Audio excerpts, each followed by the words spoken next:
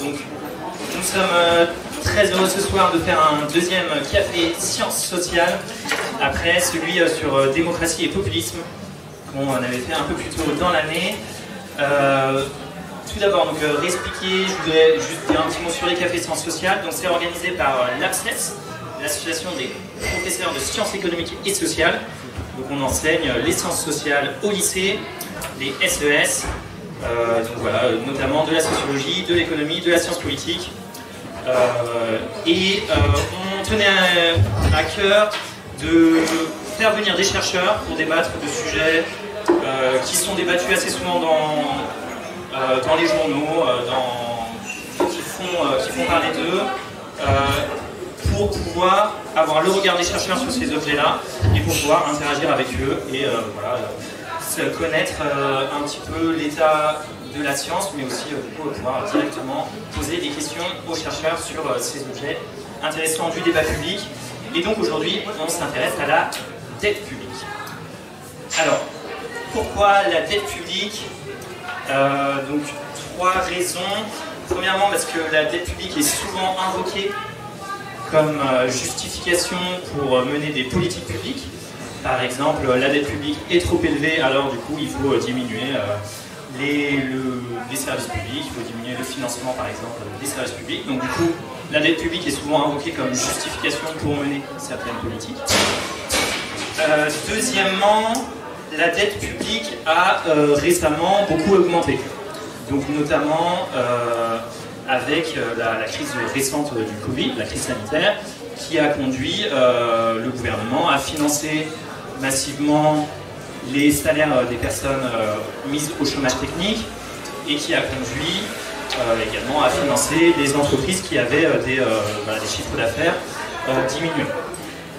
Donc ça pose question, voilà, est-ce que le chiffre de la dette qui est maintenant rapporté au PIB, donc on a l'habitude de dire ça, donc il est maintenant aux alentours de 113% du PIB. Est-ce que c'est important? Est-ce que c'est pas important? Est-ce que c'est dangereux ou pas? Et troisièmement, parce que il y a des controverses beaucoup entre économistes sur ce qu'il faut faire maintenant. C'est-à-dire, est-ce qu'il faut mener des stratégies maintenant pour réduire la dette? Quelles stratégies sont possibles, sont souhaitables? Et c'est pour ça qu'on tenait à avoir des intervenants pour répondre à ces questions, ou en tout cas pour nous éclairer sur ces questions-là. Alors, c'est des questions compliquées, donc du coup on va demander aux intervenants de commencer de manière simple, pour que tout le monde puisse bien suivre, puisse bien être attentif. Et avant de laisser Nathalie présenter les intervenants et présenter le déroulé des différentes interventions, je tenais quand même à remercier dans le Café Tourangeau qui nous accueille. Donc n'hésitez pas à consommer avec modération mais enthousiasme au cours de cette soirée. Nathalie.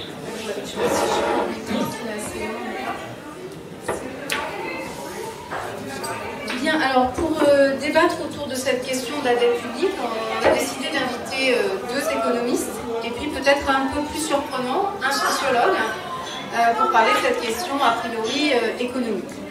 Alors je vais présenter nos intervenants. Donc Éric Blo, vous êtes économiste. Christophe Blo, pardon. Vous êtes économiste, directeur adjoint du département analyse et prévision à l'OFCE. Vous êtes également professeur associé à l'université Paris-Nanterre. Vos principaux domaines d'expertise sont la politique monétaire, la stabilité financière et la gouvernance de la zone euro. Vous publiez régulièrement dans la revue de l'OFCE et vous avez notamment publié en 2021, entre autres publications, la politique monétaire de la BCE et la crise Covid-19. Et vous participez également à la rédaction des notes d'orientation de l'OFCE, parmi lesquelles en 2020, une note donc, qui s'intitulait « De la monétisation à l'annulation des dettes publiques, quels enjeux pour les banques centrales ». Enfin, vous participez à de nombreux rapports et ouvrages collectifs sur la situation conjoncturelle européenne. Alors, on vous demandera de vous éclairer sur ce qu'on désigne précisément par la dette publique, de définir ce que c'est que la dette publique, et puis de de nous parler de son évolution passée, mais aussi comment on envisage l'évolution future de cette dette. Notre deuxième intervenant, Jean-Paul Paulin, économiste, donc membre du Cercle des économistes, professeur émérite à l'Université d'Orléans et membre du comité de rédaction de la revue d'économie financière. D'ailleurs, la revue d'économie financière va sortir très prochainement en juin un numéro spécial sur la dette publique et pour lequel vous avez participé et écrit un article sur la soutenabilité des dettes publiques et dans lequel vous expliquez que le débat n'est pas tant le niveau d'endettement que celui de la soutenabilité de la dette publique et surtout vous défendez l'idée que nous ne résoudrons le problème de la dette que, en tout cas, pas sans croissance économique. Vos principaux domaines d'expertise, on l'aura compris, c'est donc la monnaie, la banque et puis la finance. Alors notre troisième intervenant, parce qu'on a trouvé intéressant de ne pas laisser les sujets d'économie seulement aux économistes, et donc on a invité un sociologue, Benjamin Lemoine, qui est chercheur au CNRS et à l'Institut de recherche interdisciplinaire en sciences sociales, l'IRSO, Université Paris-Dauphine. Alors vous êtes l'auteur d'un petit ouvrage qui est sorti en février dernier, La démocratie disciplinée vers la dette, paru en février, aux éditions La Découverte, et vous aviez précédemment publié L'ordre de la dette, donc en 2016 également La Découverte.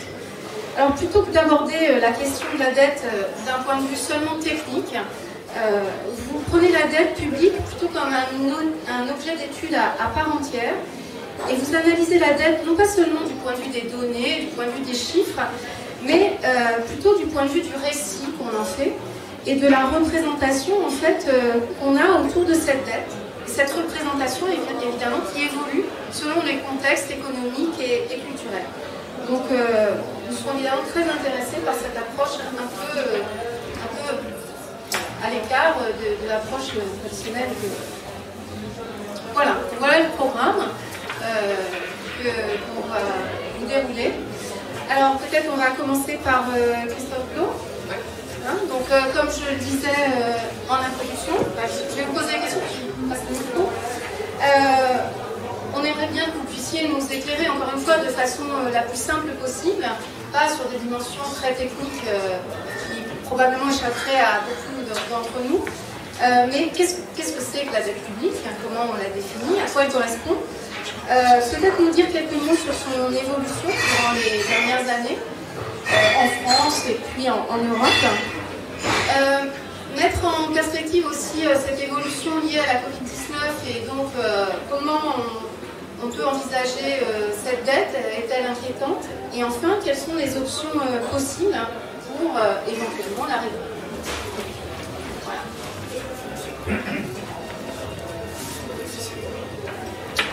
Bien, merci de cette invitation. Donc, il y a l'opportunité de débattre de ce sujet.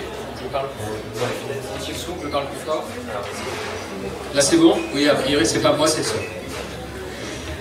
Donc voilà, donc je vais essayer de dresser un premier panorama un peu de la dette, de son évolution et aussi de faire d'avoir quelques comparatifs en tête avant de discuter de questions plus peut-être économiques sur voilà, ce qu'on peut faire de cette dette. Donc la dette, comme on l'a rappelé, effectivement, aujourd'hui, c'est un peu plus de 2800 milliards d'euros. Donc c'est effectivement 112,5 points du PIB de la France. C'est-à-dire que la dette, c'est un stock. Donc c'est ce que doivent les administrations publiques françaises à un ensemble de créanciers. Donc ce stock-là, il est effectivement un peu plus élevé que la richesse produite pendant une année dans l'économie française. Autre point important un peu dans l'aspect descriptif, c'est que c'est la dette de l'ensemble des administrations publiques, c'est-à-dire que derrière cette dette, il y a la dette de l'État central, du gouvernement, mais pas uniquement. Alors c'est là l'essentiel effectivement de la dette, c'est la dette émise par le gouvernement central, mais derrière, il y a aussi une dette des collectivités locales, et il y a aussi une dette des organismes de sécurité sociale. Mais effectivement, pour l'essentiel de la dynamique, ça résulte de la dette de l'État central. Donc ça c'est le premier point. La dette, donc, c'est un stock C'est un stock en fait qui résulte des déficits budgétaires annuels. Le déficit, c'est l'écart tous les ans entre les recettes publiques et les dépenses publiques. Ça, c'est le flux annuel. Ce flux annuel s'accumule et ça fait une dette. C'est important d'avoir ça en tête parce que ça veut dire quoi? Comme la dette, c'est un stock et que c'est la résultante d'un ensemble de flux, ça veut dire que cette dette, elle résulte d'un ensemble de politiques publiques qui ont été menées par les différents gouvernements. Alors des politiques publiques, évidemment pas uniquement, et de l'environnement macroéconomique et financier qui a eu lieu au cours des années. D'accord? Donc le stock et la situation dans laquelle on se trouve aujourd'hui, elle n'est pas juste imputable à l'action du gouvernement en 2020 en 2021, mais à une succession de décisions qui ont été prises depuis quelques temps. Ensuite, si on prend du coup dans une perspective un peu plus historique, cette dette, comment elle a évolué? Alors effectivement, on a évoqué le fait qu'elle avait fortement augmenté avec la crise sanitaire entre 2020 et 2021, mais pas uniquement en fait. Globalement, en fait, la dette publique, elle a fluctué au cours du temps, mais elle augmente à peu près de façon, alors pas quasi continue, de façon assez régulière depuis le milieu des années 70. On a atteint un point bas à peu près dans les années 60, au milieu des années 70, et depuis, globalement, on est sur une trajectoire de hausse, alors qui n'est pas homogène. Il y a effectivement des périodes où elle est plutôt stable, et des périodes où elle a plutôt plus fortement augmenté. Si on prend sur les 20 dernières années, 20-25 dernières années, en fait, en gros, entre 99, donc le moment où la France rentre dans la zone euro, et 2007, la dette publique de la France augmente de 4 points de PIB. Donc elle est globalement stable sur cette période, légèrement au-dessus de 60%, assez proche de 60%, mais assez stable. 2007, il y a la crise financière, il y a une forte récession en 2008-2009, et là, il y a une première augmentation de la dette assez forte. Je retrouve le chiffre que je ne connais jamais par cœur, mais entre 2007 et 2019, on a eu une augmentation d'un peu plus de 30 points de PIB de la dette. Donc il y a une forte augmentation. Alors, elle était beaucoup plus forte entre 2008 et 2014, et un peu moins entre 2014 et 2019, si on veut vraiment aller dans les détails.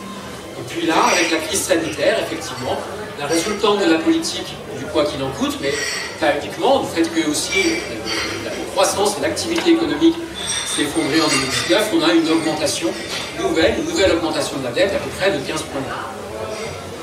Donc, on a, dans cette période-là, effectivement, on est sur une trajectoire plutôt de hausse de la dette publique depuis donc, à peu près 40 ans, et effectivement, avec les deux crises successives qu'on a connues, un mouvement de hausse un peu plus marqué.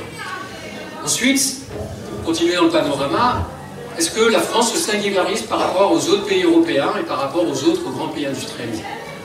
Globalement, en fait, la situation en termes de dette des pays industrialisés, elle est assez hétérogène. Si on prend l'Allemagne, l'Allemagne a à peu près connu la même crise financière, la même crise sanitaire que nous, mais la dette allemande, aujourd'hui, c'est à peu près 70 points du PIB de l'Allemagne.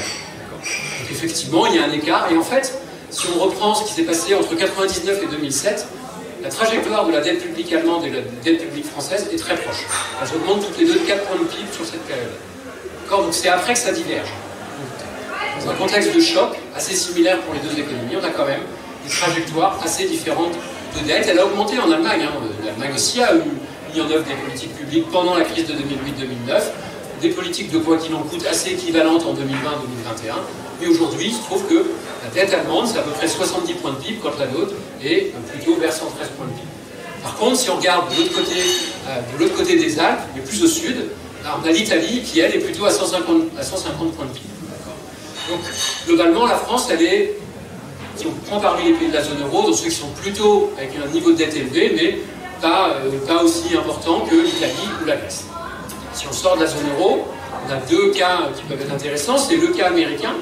Le cas américain, on a une dette aujourd'hui qui a 130 points de PIB, qui a, elle, aussi assez fortement augmenté entre 2007 et aujourd'hui, qui était plutôt à peu près sur le même rythme de hausse, la même dynamique, entre 1999 et 2007. Et puis, le cas presque extrême parmi les pays industrialisés, c'est le cas du Japon, avec une dette publique qui dépasse 270 points de PIB. Donc, on a des niveaux de dette et des trous assez hétérogènes entre les pays, des pays qui ont pu connaître des chocs assez similaires. Alors, du coup, une fois qu'on a fait ce premier constat-là, on peut se poser la question de savoir est-ce que c'est un problème. Du coup, derrière cette question, il y a deux idées. C'est est-ce que la dette est soutenable ou pas? Qu'est-ce que ça veut dire que la dette est soutenable ou pas? Est-ce que le niveau de dette, quel est le bon niveau de dette? Où est-ce qu'il faudrait, et quel niveau de dette il faudrait atteindre? En fait, je ne vais pas vraiment répondre à ces deux questions parce que d'un point de vue théorique, les réponses sont assez complexes. Le niveau optimal de la dette, c'est-à-dire est-ce qu'il y a un bon niveau de dette dans une économie, il existe des tas de travaux sur le sujet, mais globalement avec des réponses qui peuvent être très structurées, très cohérentes, mais qui donnent des chiffrages d'une sorte de niveau d'équilibre de la dette très différents. Donc a priori, moi quand je regarde ces travaux-là, je ne retiens pas forcément un chiffre qui nous dirait il faut que la dette publique soit par exemple de 60 points de PIB, c'est ça le bon niveau de dette. A priori, il n'est pas certain que ce soit un bon niveau de dette ou un mauvais niveau de dette d'ailleurs. Donc c'est assez difficile de dire voilà, quel est le bon niveau de dette. D'ailleurs, en fait, si vous regardez les pays qui font face à des difficultés de financement, on a le cas de pays émergents qui peuvent avoir des difficultés de financement avec des niveaux de dette inférieurs à 60 points de PIB, et puis on a le cas du Japon avec 270 points de PIB, où la question du financement de la dette japonaise sur les marchés, où globalement, ne se pose pas. D'accord ? Donc on a des situations hétérogènes, et derrière, en fait, on a des pays qui peuvent rencontrer des problèmes avec des niveaux de dette beaucoup plus bas, des pays qui n'en rencontrent pas avec des niveaux de dette beaucoup plus élevés. Donc c'est une question assez sensible, on aimerait bien avoir une réponse, on sent bien qu'elle est cruciale, mais pour autant la réponse, il n'y a pas le chiffre magique.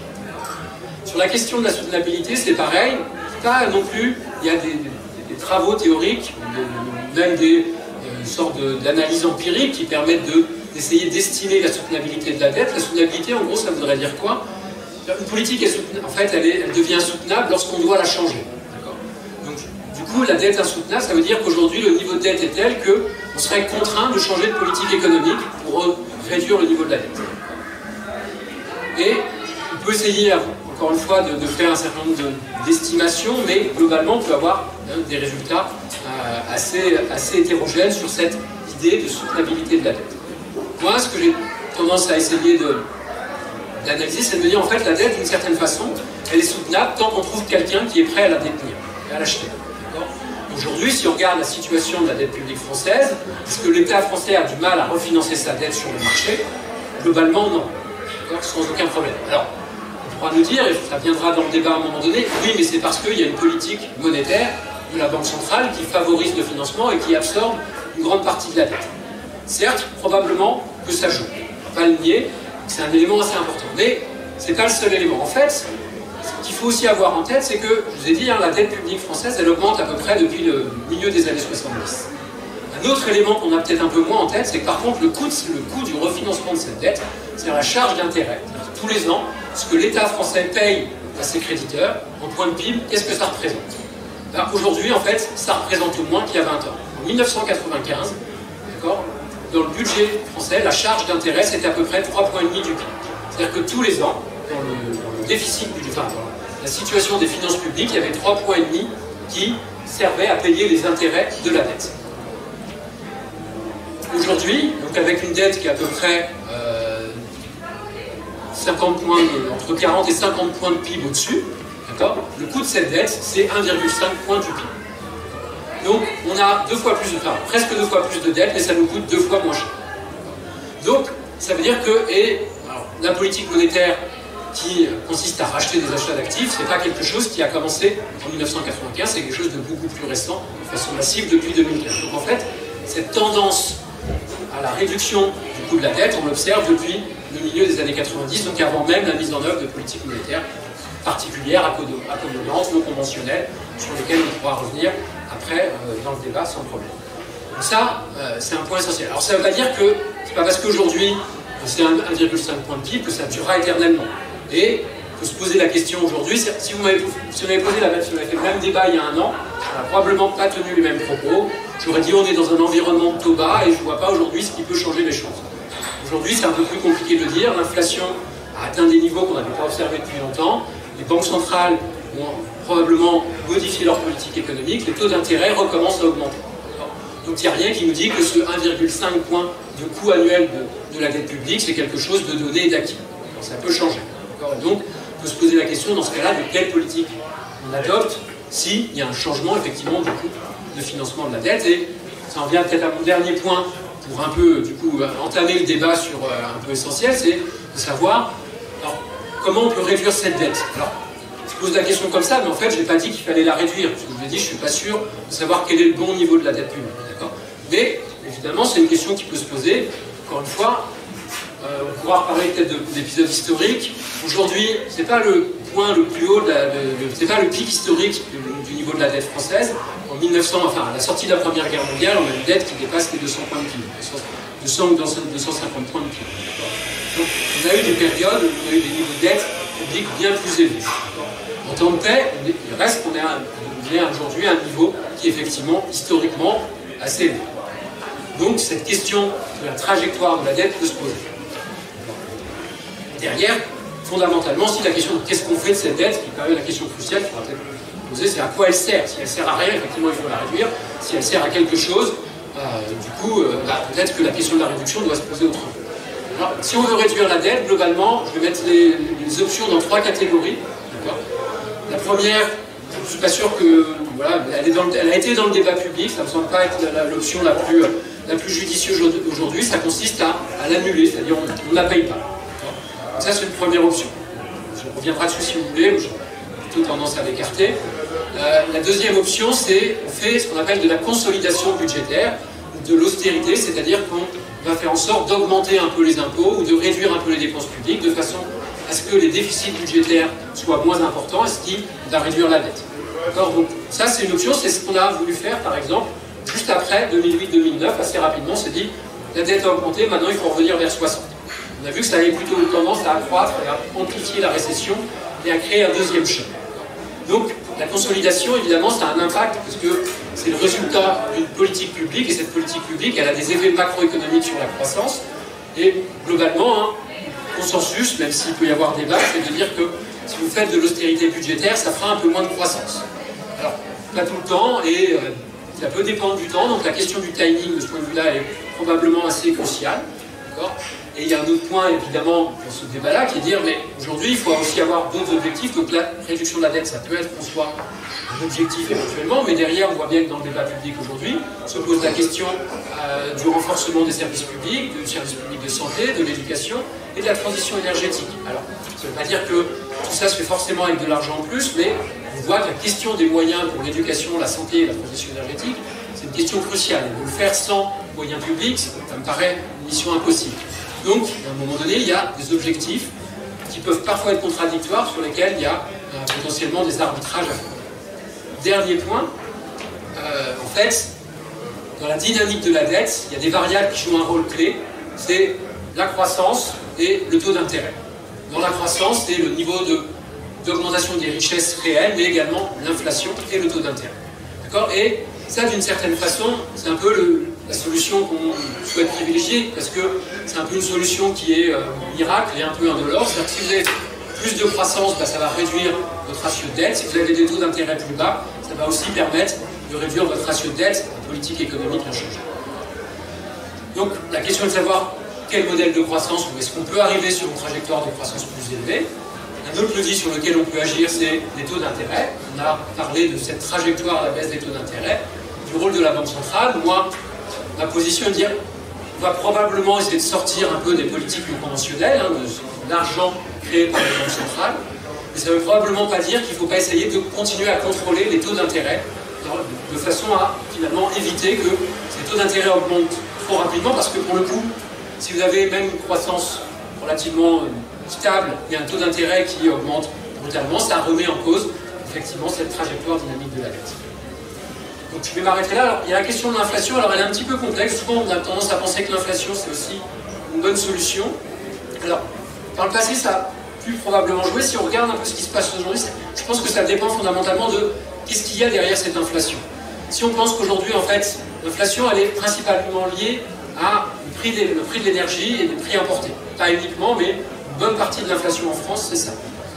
Et la façon dont jouent les prix de l'énergie et les prix des biens importés sur les recettes et les dépenses, moi, mon sentiment, il y a une petite, si vous regardez dans la dernière note toute récente de l'OFCE, il y a un petit encadré sur qu'est-ce qu'on peut attendre de l'augmentation de l'inflation sur la dette publique. Et a priori, le gain à en espérer n'est pas si élevé que ça. Donc, et sachant que derrière, il peut y avoir d'autres problèmes avec une inflation qui atteint des niveaux élevés. Encore une fois, si vous me demandez quel est le bon niveau de l'inflation, je vais voter en touche.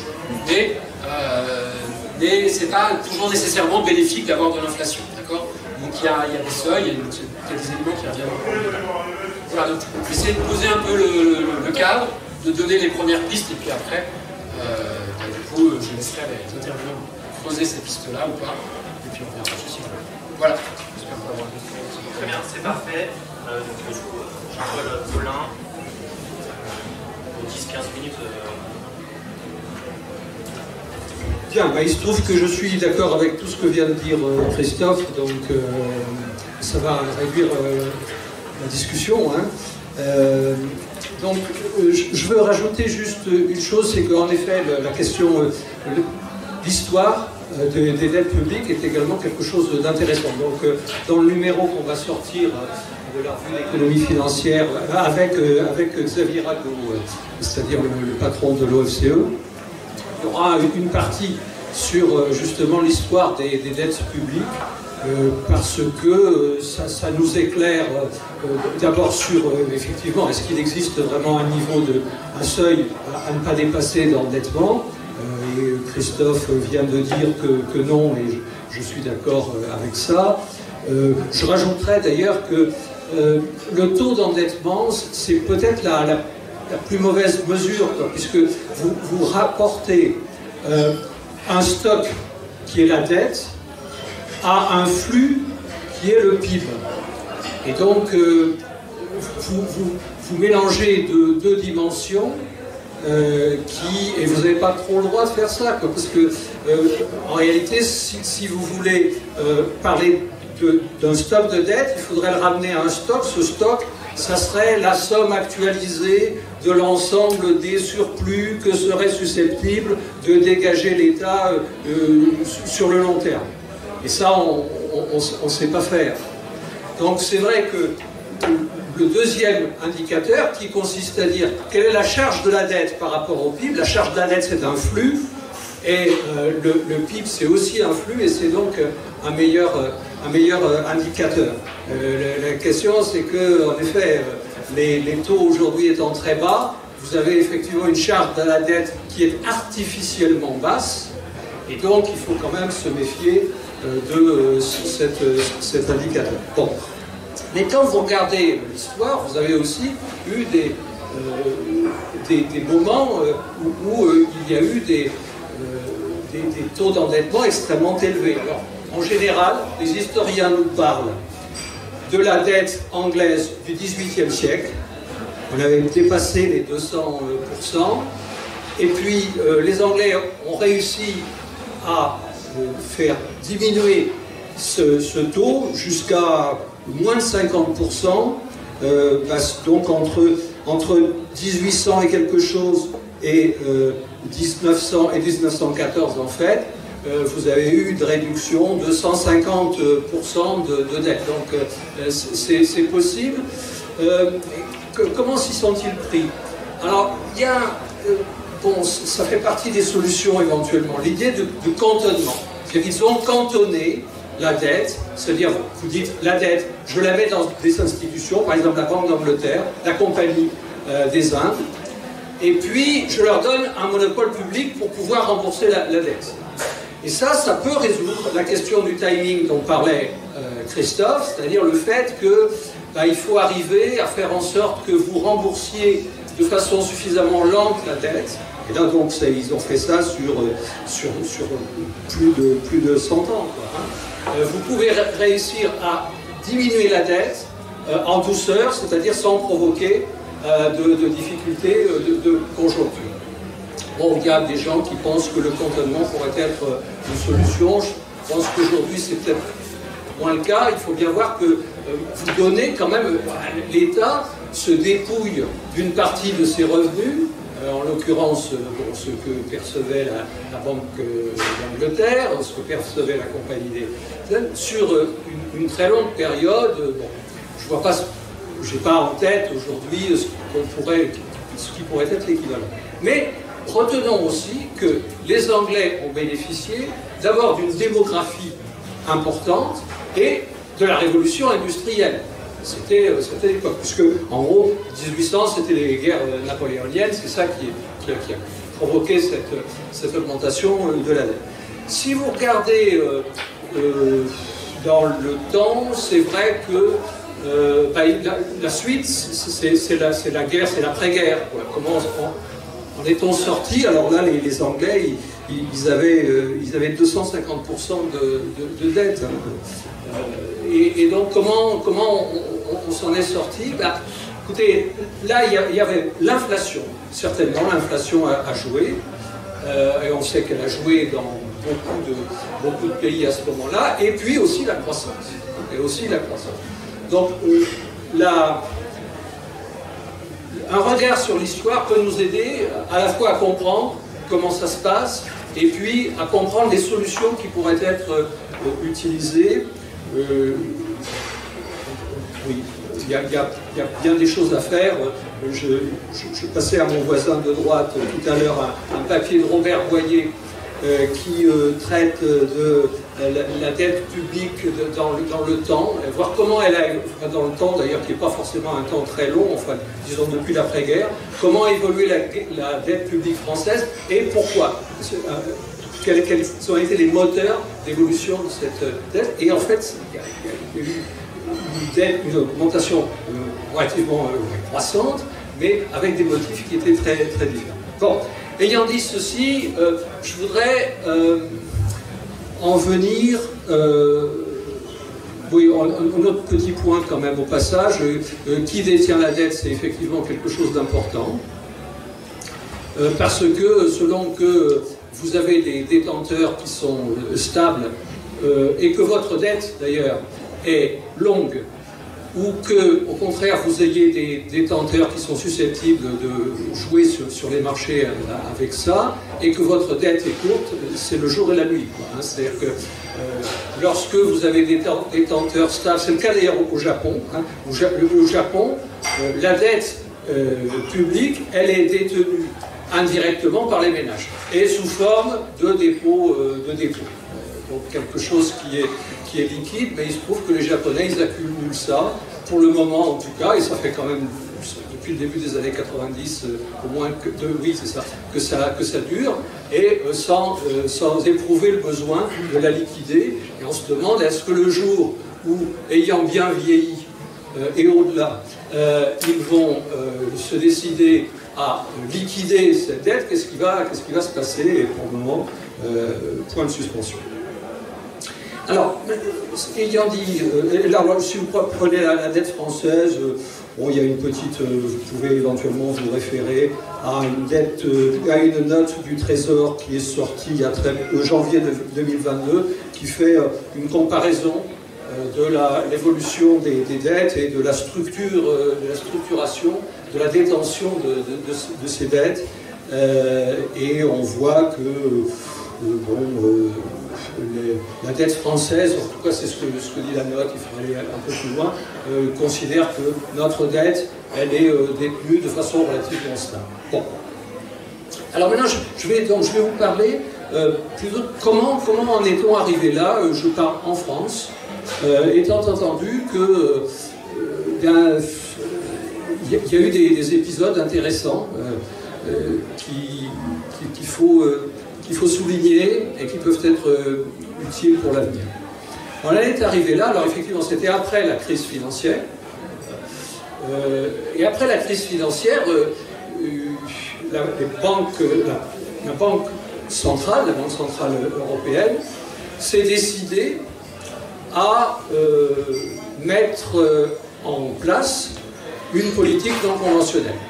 C'est en gros lorsque M. Draghi est arrivé, puisque avant, la BCE avait été très mesurée sur les politiques non conventionnelles. À la différence de la Fed des États-Unis et de la Banque d'Angleterre, par exemple, qui avait réagi beaucoup plus vite. Nous, on a réagi, en gros, les politiques non conventionnelles en France, c'était 2015, alors que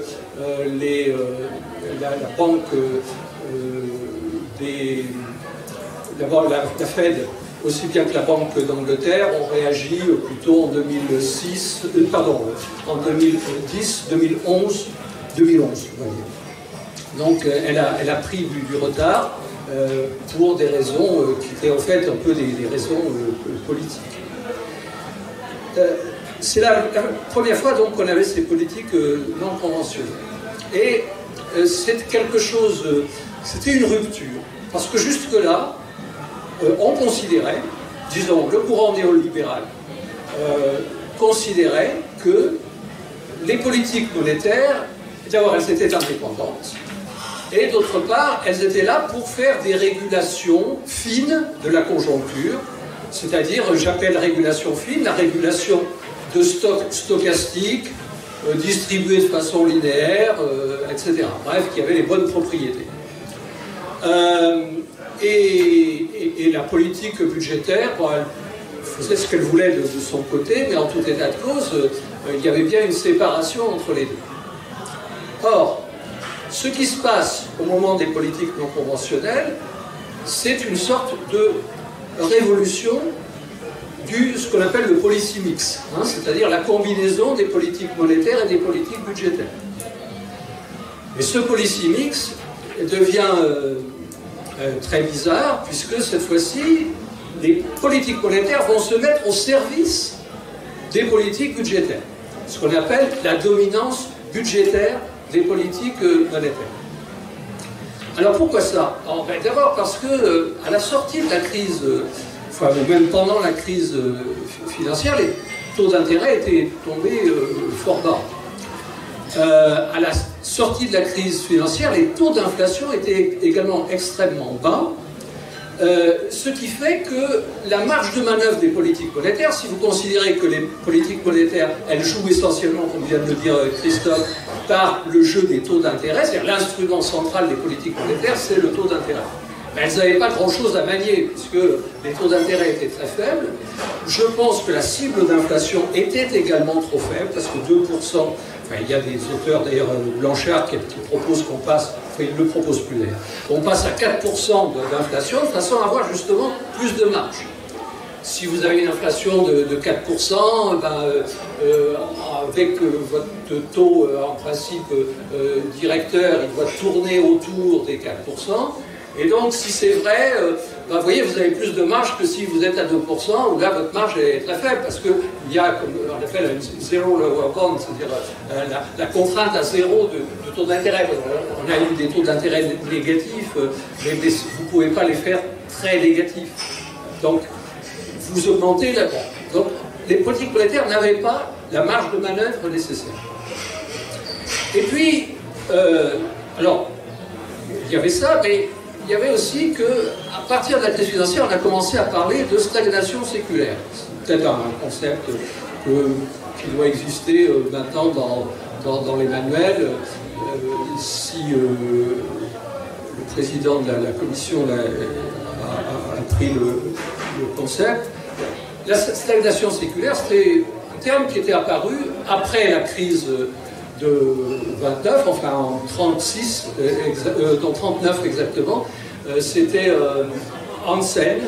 Albin Hansel qui avait sorti cette idée. Nous sommes rentrés maintenant dans une période de stagnation séculaire, c'est-à-dire nous sommes condamnés à avoir une croissance très faible. Ça a été repris après la crise financière. Bon, tout le monde s'est mis à parler de cette idée de stagnation séculaire avec des explications très différentes les unes des autres. On a cité l'excès d'épargne.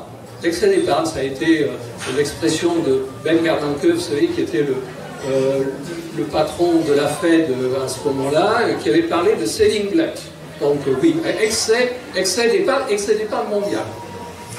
On a parlé le camp inverse, qui était celui de Robert Gordon, qui a fait un énorme bouquin sur la croissance aux États-Unis. Lui dit qu'il y a eu un effondrement des gains de productivité.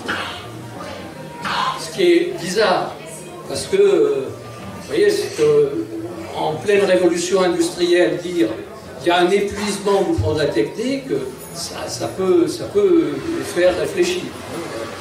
Pourquoi ça?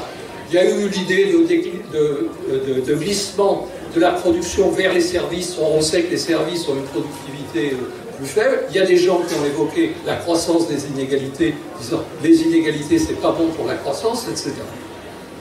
Et donc on se retrouve dans une situation dans laquelle on est finalement, d'après les auteurs qui ont participé au débat, c'est le cas notamment des keynésiens de l'OFCE. L'idée est que, je sais pas, c'est pas une insulte, hein, okay. Donc les keynésiens alors vous pouvez aussi dire Blanchard, Olivier Blanchard, pour eux, il y a d'ailleurs un bouquin de Blanchard qui va sortir, il y a un bouquin commun de Blanchard et Summers dont je viens de parler sur ces questions. Et donc leur idée c'est de dire les taux d'intérêt finalement vont rester tout le temps bas, quoi. Donc si on en est là, vous voyez que les politiques monétaires sont plus adaptées. Et c'est donc les politiques budgétaires qui prennent la main. Et ça, du point de vue théorique, on en a déjà entendu parler. C'est ce qu'on appelait la finance fonctionnelle. C'est que Lerner, 1941, on a un petit article, avait dit, bon, en fait, ce qu'il faut faire, c'est contrôler la conjoncture avec la politique budgétaire. Bon, on peut utiliser aussi la politique monétaire si on veut, mais de toute façon, le jeu de l'une et de l'autre vont dans le même sens. C'est-à-dire qu'il faut porter le niveau d'activité vers son niveau de plein emploi, et ainsi vous résoudrez à la fois le problème de l'emploi, de l'activité, et le problème de l'inflation. Donc, la finance fonctionnelle, on en repart. Et c'est ce qui a été un peu à la base de ce truc qu'on appelle la théorie monétaire moderne, qui n'est pas une théorie, et qui n'est pas très moderne, puisque précisément, je viens de vous citer la finance fonctionnelle, en gros, ce que dit l'ouvrage que j'ai jamais lu d'ailleurs, de Madame Kelton, c'est ça, il faut utiliser au maximum la politique budgétaire, aussi bien d'ailleurs pour réguler l'inflation que pour réguler le niveau d'activité. Donc on est parti sur cette base. Désormais, les politiques monétaires doivent être au service de la politique budgétaire, c'est-à-dire permettre aux politiques budgétaires, contrairement au principe de saine finance que voulait justement attaquer Lerner, contrairement au service à l'idée de saine finance, c'est-à-dire le déficit, l'équilibre budgétaire et pas d'endettement, la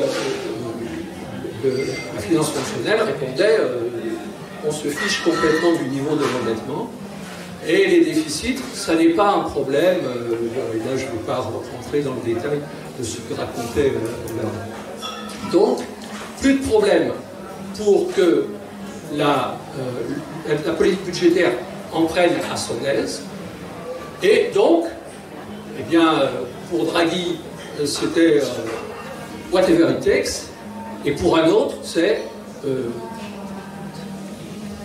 quoi qu'il en coûte. Donc, c'est une traduction littérale. Hein. Donc, voilà. Donc, quoi qu'il en coûte, on dépense, puisque de toute façon, on peut s'endetter à des taux d'intérêt nuls ou négatifs, et qu'il n'y a pas tellement de limites à l'endettement. Or, ce qu'on est en train de revoir là, sous nos yeux, c'est que ça ne marche pas exactement comme ça. On était très peu nombreux à dire, même au début de la crise de la pandémie, tout le monde disait qu'il va y avoir déflation. On sortait d'une période dans laquelle l'inflation était très faible, inférieure aux 2% objectifs de la Banque centrale. Donc vous mettez une crise par-dessus, donc ça va faire de la déflation. Donc un grand nombre d'économistes, des amis, aussi bien Patrick Artus que Pisani-Ferry ont raconté stop à la déflation, donc allons-y. Sûr que ton directeur n'ait pas dit la même chose, et je suis même sûr du contraire. Bon, donc, on a dit allons-y. Alors, bon, il y avait des gens qui disaient attendez, c'est quand même un peu bizarre. C'est vrai que vous prenez le soin d'essayer de sauvegarder les capacités de production. Enfin, bon, même en dépit de toutes les précautions que vous prenez, il risque d'y avoir des reports d'investissement, il risque d'y avoir des pertes de compétences, on n'avait pas pensé que tout d'un coup les serveurs allaient déserter, que les médecins ne voulaient plus faire de la médecine, etc. Bon. Donc, mais enfin, et on avait surtout oublié, et ça c'est très important, la fragilité de nos chaînes de valeur.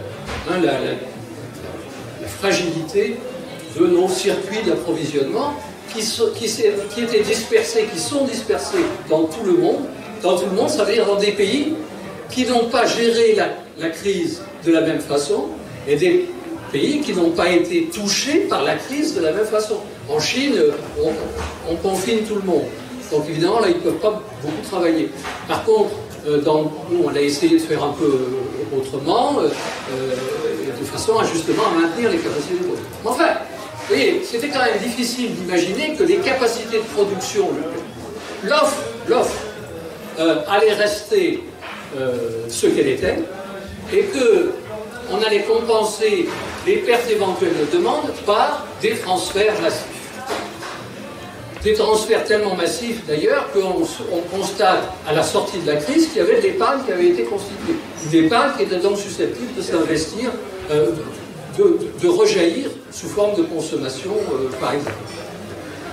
Et donc, si vous aviez cette analyse niveau, je sais pas, seconde ou première, c'est-à-dire l'offre diminue et la demande augmente, et bon, ça risque de faire de l'inflation, tout ça. Et de fait, c'est ce qui s'est passé.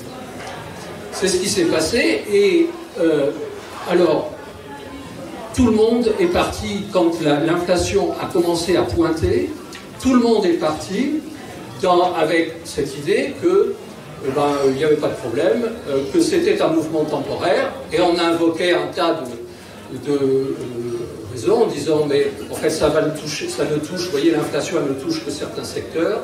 De toute façon il n'y aura pas d'effet de second tour parce que désormais il n'y a plus les salariés sont plus capables de se défendre de sorte que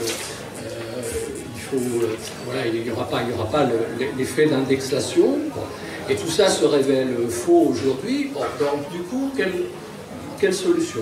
Puisque j'ai fort peu de temps qui me reste.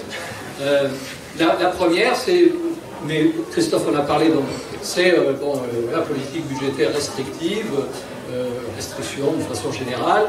C'est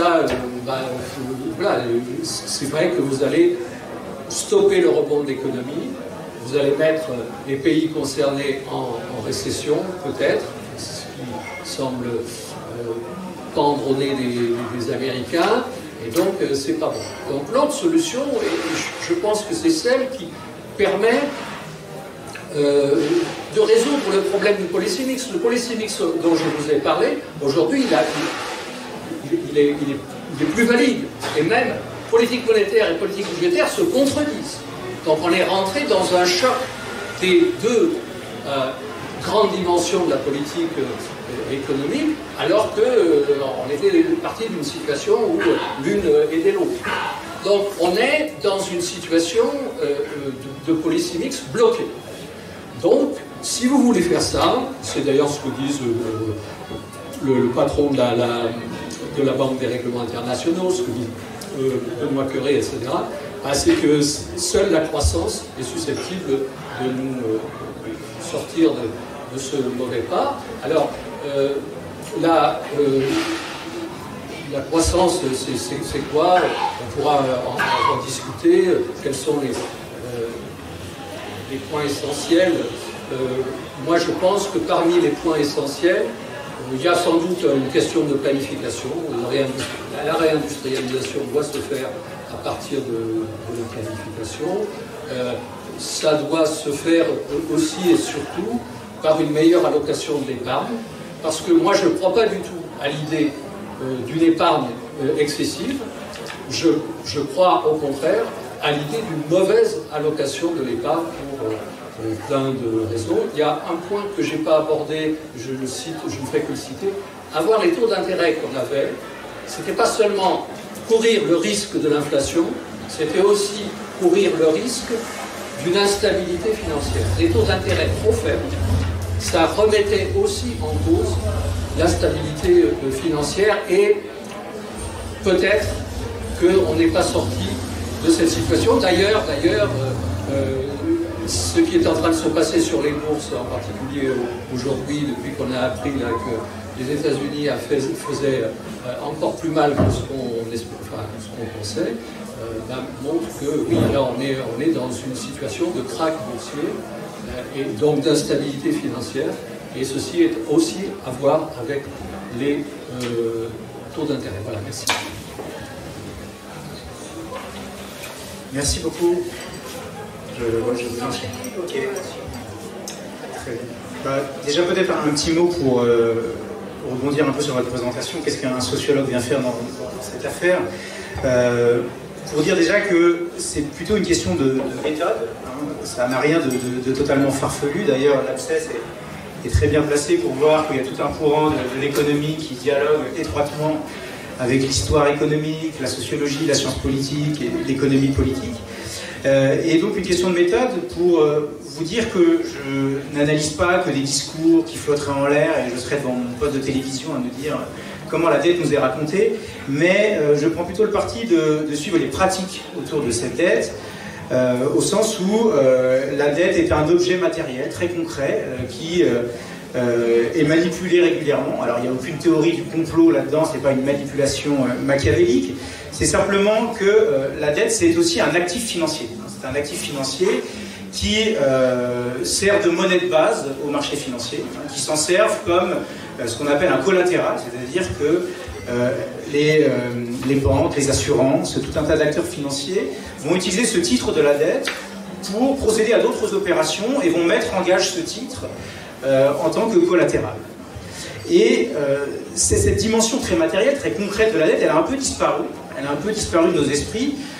Pourquoi précisément? Parce que c'est devenu une affaire de professionnels. C'est devenu une affaire intermédiaire et gérée par ces professionnels de la finance.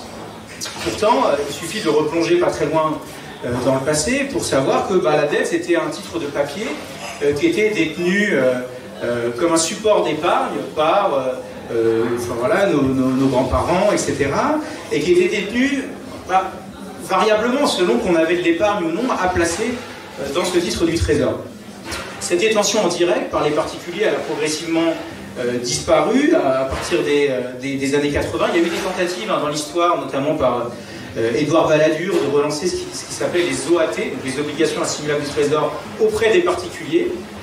Et donc, les banques devaient se faire le relais de ça et servir de guichet où l'on pouvait déposer directement, placer son épargne dans des titres du Trésor directement, sans passer par l'intermédiaire d'un produit financier, parce qu'aujourd'hui, vous savez qu'on est tous plus ou moins, selon notre épargne, détenteurs de dette à travers les véhicules d'épargne que l'on souscrit, livret A, plan épargne logement, assurance vie, etc. etc.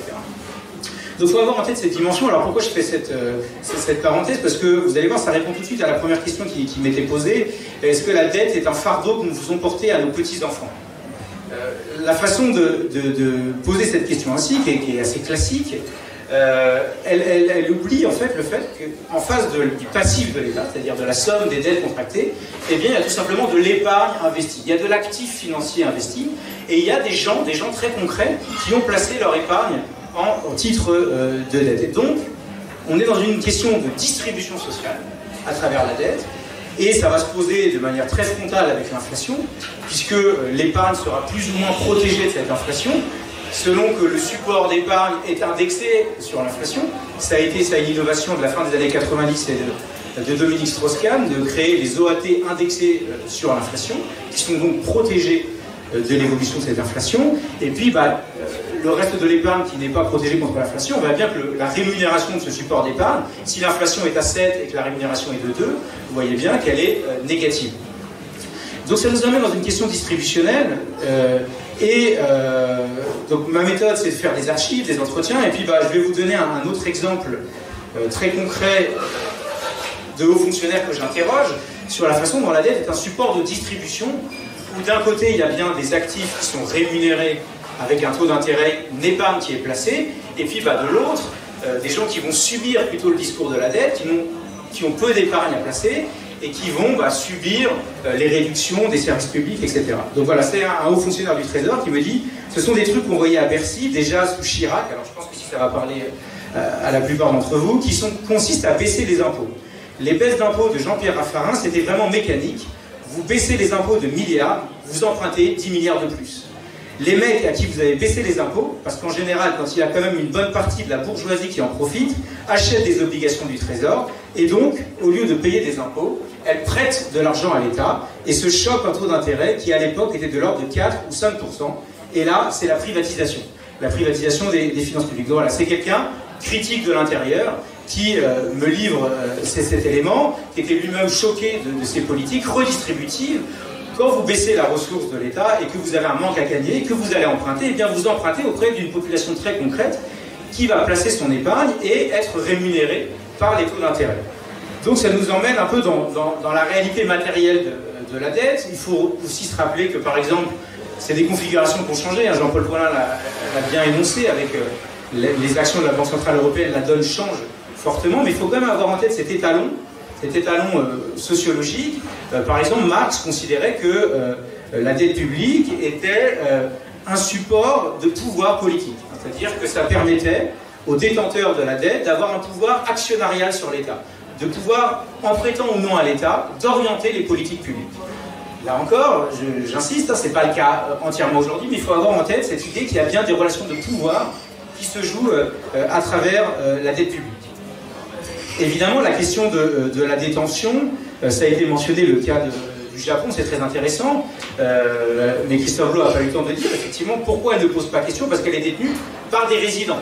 Elle est détenue par des résidents japonais, et donc ne se pose pas cette question d'angoisse politique, du refinancement ou non de détenteurs non résidents. Aujourd'hui, la dette française, elle est détenue en majorité par des non-résidents, et ça a été un choix politique à plus de 50%, ça a été un choix politique dans les années 80 de financiariser cette dette. Voilà, donc moi je fais une enquête sur Archives, et puis c'est très intéressant de voir que c'est loin d'être un fardeau, c'est un choix politique explicite d'aller exporter cette dette, d'aller la vendre à l'étranger. Donc on va faire des animations commerciales, des roadshows, et on va vraiment être fiers de cela, que c'est un fleuron de la politique française d'avoir une dette moderne qui s'exporte, et ça va notamment avec le fait des socialistes dans les années 80, qui ont des besoins de financement importants et qui sont très contents de pouvoir compter sur ce support qui se vend quelle que soit la couleur politique. C'est-à-dire que la dette publique va pouvoir s'exporter, qu'on ait une politique économique de droite ou de gauche. Le troisième élément, c'est, je l'ai déjà un peu dit, c'est que aujourd'hui, cette dette, elle est détenue de façon intermédiaire, c'est-à-dire que si on en est détenteur plus ou moins selon notre épargne, il faut savoir que 28% de l'épargne, 20% de la population la plus riche détient 28% épargne, 28% de ses revenus, pardon, quand 20% les moins riches ont moins de 3% d'épargne placée. Donc vous voyez, ça renvoie à cet équilibre intérieur, c'est-à-dire que même au Japon, en fait, on ne peut pas se satisfaire de dire la situation du Japon est meilleure, il faudrait aller voir quelle fraction de la population japonaise détient cette dette et quel effet ça a sur les choix de politique économique, et notamment le fait qu'on est en situation de déflation au Japon depuis un certain temps. Donc la dette publique sert de monnaie des marchés financiers, j'ai déjà un peu dit, on appelle ça le dollar jaune, à côté du billet vert, c'est-à-dire que c'est l'équivalent du dollar, le bon du trésor américain, qui est l'actif sans risque par excellence dans la hiérarchie financière internationale, s'échange et est très liquide, c'est-à-dire qu'on peut le revendre très facilement. C'est pour ça qu'on le compare à de la monnaie liquide. Et tout cet échafaudage a montré des fragilités. Et ce qui a été un peu oublié, c'est qu'au moment de la pandémie, il y a eu un énorme stress sur la valeur de cet actif sans risque américain, en mars 2020, et qui a été déclencheur du plan d'assistance financière de la Federal Reserve, de la Banque centrale américaine, de la Banque fédérale américaine, qui a déclenché un quantitative easing, c'est-à-dire un assouplissement du crédit massif, précisément parce que la valeur du bon du trésor américain était menacée et que tout l'échafaudage financier menaçait de s'effondrer. Il y a eu un stress aussi sur les obligations du trésor françaises peu de temps après, par effet de contagion, qui a aussi justifié le quantitative easing. Et là, c'est une petite nuance que j'aurais avec M. Paulin. Quand on interroge et quand on regarde la doctrine de la Banque centrale européenne, il ne va jamais être assumé explicitement dans les textes qu'on fait ces quantitative easing, ces plans d'assistance financière, à des fins budgétaires. C'est-à-dire qu'on le fait au nom de la stabilité financière. Et à l'époque, on le faisait pour réatteindre la cible d'inflation, puisque comme vous l'avez très bien rappelé, on était en dessous de cette cible d'inflation. Mais c'était au nom de la stabilisation du système financier dans son ensemble, au nom de la stabilité macro-financière, et jamais explicitement au nom d'objectifs budgétaires. Ça, c'est un point très important, parce que vous voyez bien qu'aujourd'hui, c'est là où se situe l'enjeu. Au moment où l'inflation revient, on revient dans le dur des intérêts sociaux. Pourquoi? C'est très simple. Aujourd'hui, l'inflation augmente, mais les salaires ne suivent pas l'inflation. Et qui sont les premiers lésés par l'inflation à l'heure actuelle? Ce sont bien les salariés qui ne détiennent pas d'épargne. Si jamais les salaires viennent à suivre l'inflation, eh bien, la population lésée sera celle épargnante. Effectivement, le rentier, l'épargnant, sera euthanasié dans ces cas-là, à condition que son épargne ne soit pas protégée et indexée sur l'inflation. Donc voilà quelques éléments sur, j'insiste sur que la dette, c'est pas un problème intergénérationnel, mais c'est bien un problème infragénérationnel au sein d'une génération, au sein de la population, entre différentes catégories sociales. La deuxième question qui m'avait été posée, c'était est-ce qu'on a connu d'autres modes de financement de l'État? Là encore, l'enquête par archives est très intéressante et on a parlé de la Seconde Guerre mondiale. Effectivement, une des modalités avec lesquelles la dette publique a été réduite après la Seconde Guerre mondiale, c'est l'inflation très forte, puisque quand vous avez une inflation très forte, vous avez des rentrées fiscales plus importantes, puisque les impôts augmentent à mesure que les rentrées fiscales augmentent à mesure que l'inflation augmente, donc ça augmente les ressources du budget de l'État, alors que le stock, lui, et la valeur des taux d'intérêt restent le même. Sauf si l'intérêt est indexé sur l'inflation à nouveau. Mais la charge de la dette diminue, en tout cas son poids réel diminue. Aujourd'hui, si le taux d'intérêt revient à 2%, il faut savoir que l'inflation étant à 6, en fait, en réel et non pas en nominal, on est à des taux d'intérêt négatifs de moins 4%. Donc on est toujours dans une configuration assez favorable à l'endettement. Est-ce qu'elle va durer? Là, il y a vraiment un enjeu politique où l'inflation est un cheval de Troie pour un discours de retour à l'austérité, puisque il y a tout un tas en embuscade.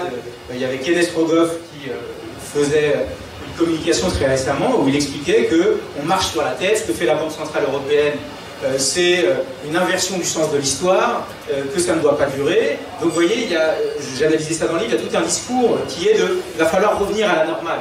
Et l'inflation, elle nous invite dans ce dur réel où vont revenir non pas que ces discours, mais ces contraintes pratiques de quelle catégorie sociale, sur quelle catégorie sociale on va arbitrer, on va faire peser le poids de la réduction de la dette. Donc le circuit du Trésor, c'est aussi un moyen très technique qui a permis de financer l'État alors qu'on était dans une configuration avec une dette très élevée, avec une inflation aussi très élevée. Ça consistait en des choses dont il a été débattu récemment, c'est-à-dire que pour certains, dans le débat public, il fallait revenir, puisque la pandémie, elle nous amenait dans des ordres de grandeur comparables à des guerres. Voilà, c'est Macron qui a parlé, on est en guerre sanitaire, on est dans un pays en état de guerre, puis la guerre en Ukraine a succédé. Quels étaient les dispositifs de guerre? Il faut s'arrêter là. Ça nous emmenait dans un mode de financement diamétralement opposé à celui qu'on connaît aujourd'hui, où les taux étaient administrés, la finance était l'objet de contrôles très stricts, et en quelque sorte était fonctionnalisée, c'est-à-dire que c'était vraiment l'intendant suivra, si on reprend les mots du général de Gaulle, et il y avait tout un tas de mécanismes dirigistes du crédit qui contraignaient les établissements à souscrire à la dette publique. C'est ce qu'on appelait par exemple le plancher de bons du Trésor. C'est un dispositif en fait de régulation monétaire, de régulation du crédit. Le portefeuille des banques, elles étaient obligées de consacrer une fraction, comme une sorte de réserve obligatoire, de consacrer cette fraction de leur portefeuille à la souscription de bons du Trésor. Et donc, en quelque sorte, il n'y avait pas de loi de marché, il n'y avait pas de confrontation entre l'offre et la demande, ça fonctionnait à robinet ouvert, et donc, de façon systématique, conformément à cette régulation, les banques renflouaient les caisses du Trésor. Par ailleurs, on avait un système public et parapublic, contrôlé aux 2/3 par le Trésor. La Banque de France était nationalisée, ce qui était assez nouveau en 1944. Le système public lui-même est fortement nationalisé, et il y a autour de l'État tout un tas d'institutions qu'il va considérer comme des vassales, qu'il va considérer comme étant vassalisées, qui vont avoir pour obligation de déposer leur liquidité au Trésor. Et donc, qu'est-ce que ça signifie? Ça signifie qu'à court terme, le Trésor draine tout un tas de liquidités, et ne va pas avoir à emprunter à court terme. Donc c'est un moyen de financement à très court terme, et il ne va plus avoir recours au marché pour cette dette à court terme. Ce système de facilité, système d'aisance, il était aussi critiqué, par exemple par quelqu'un comme Jacques Rueff, mais aussi par le général de Gaulle, qui va envisager le cantonnement dans les années 60, d'ailleurs plus ou moins conseillé par Jacques Rueff, avec cette idée que ces aisances ne sont pas satisfaisantes. On ne peut pas vivre comme ça, avec justement l'image de la planche à billets à l'époque, elle est très prégnante dans les discours administratifs et politiques, et il faut en quelque sorte mettre un terme à ces aisances pour se discipliner.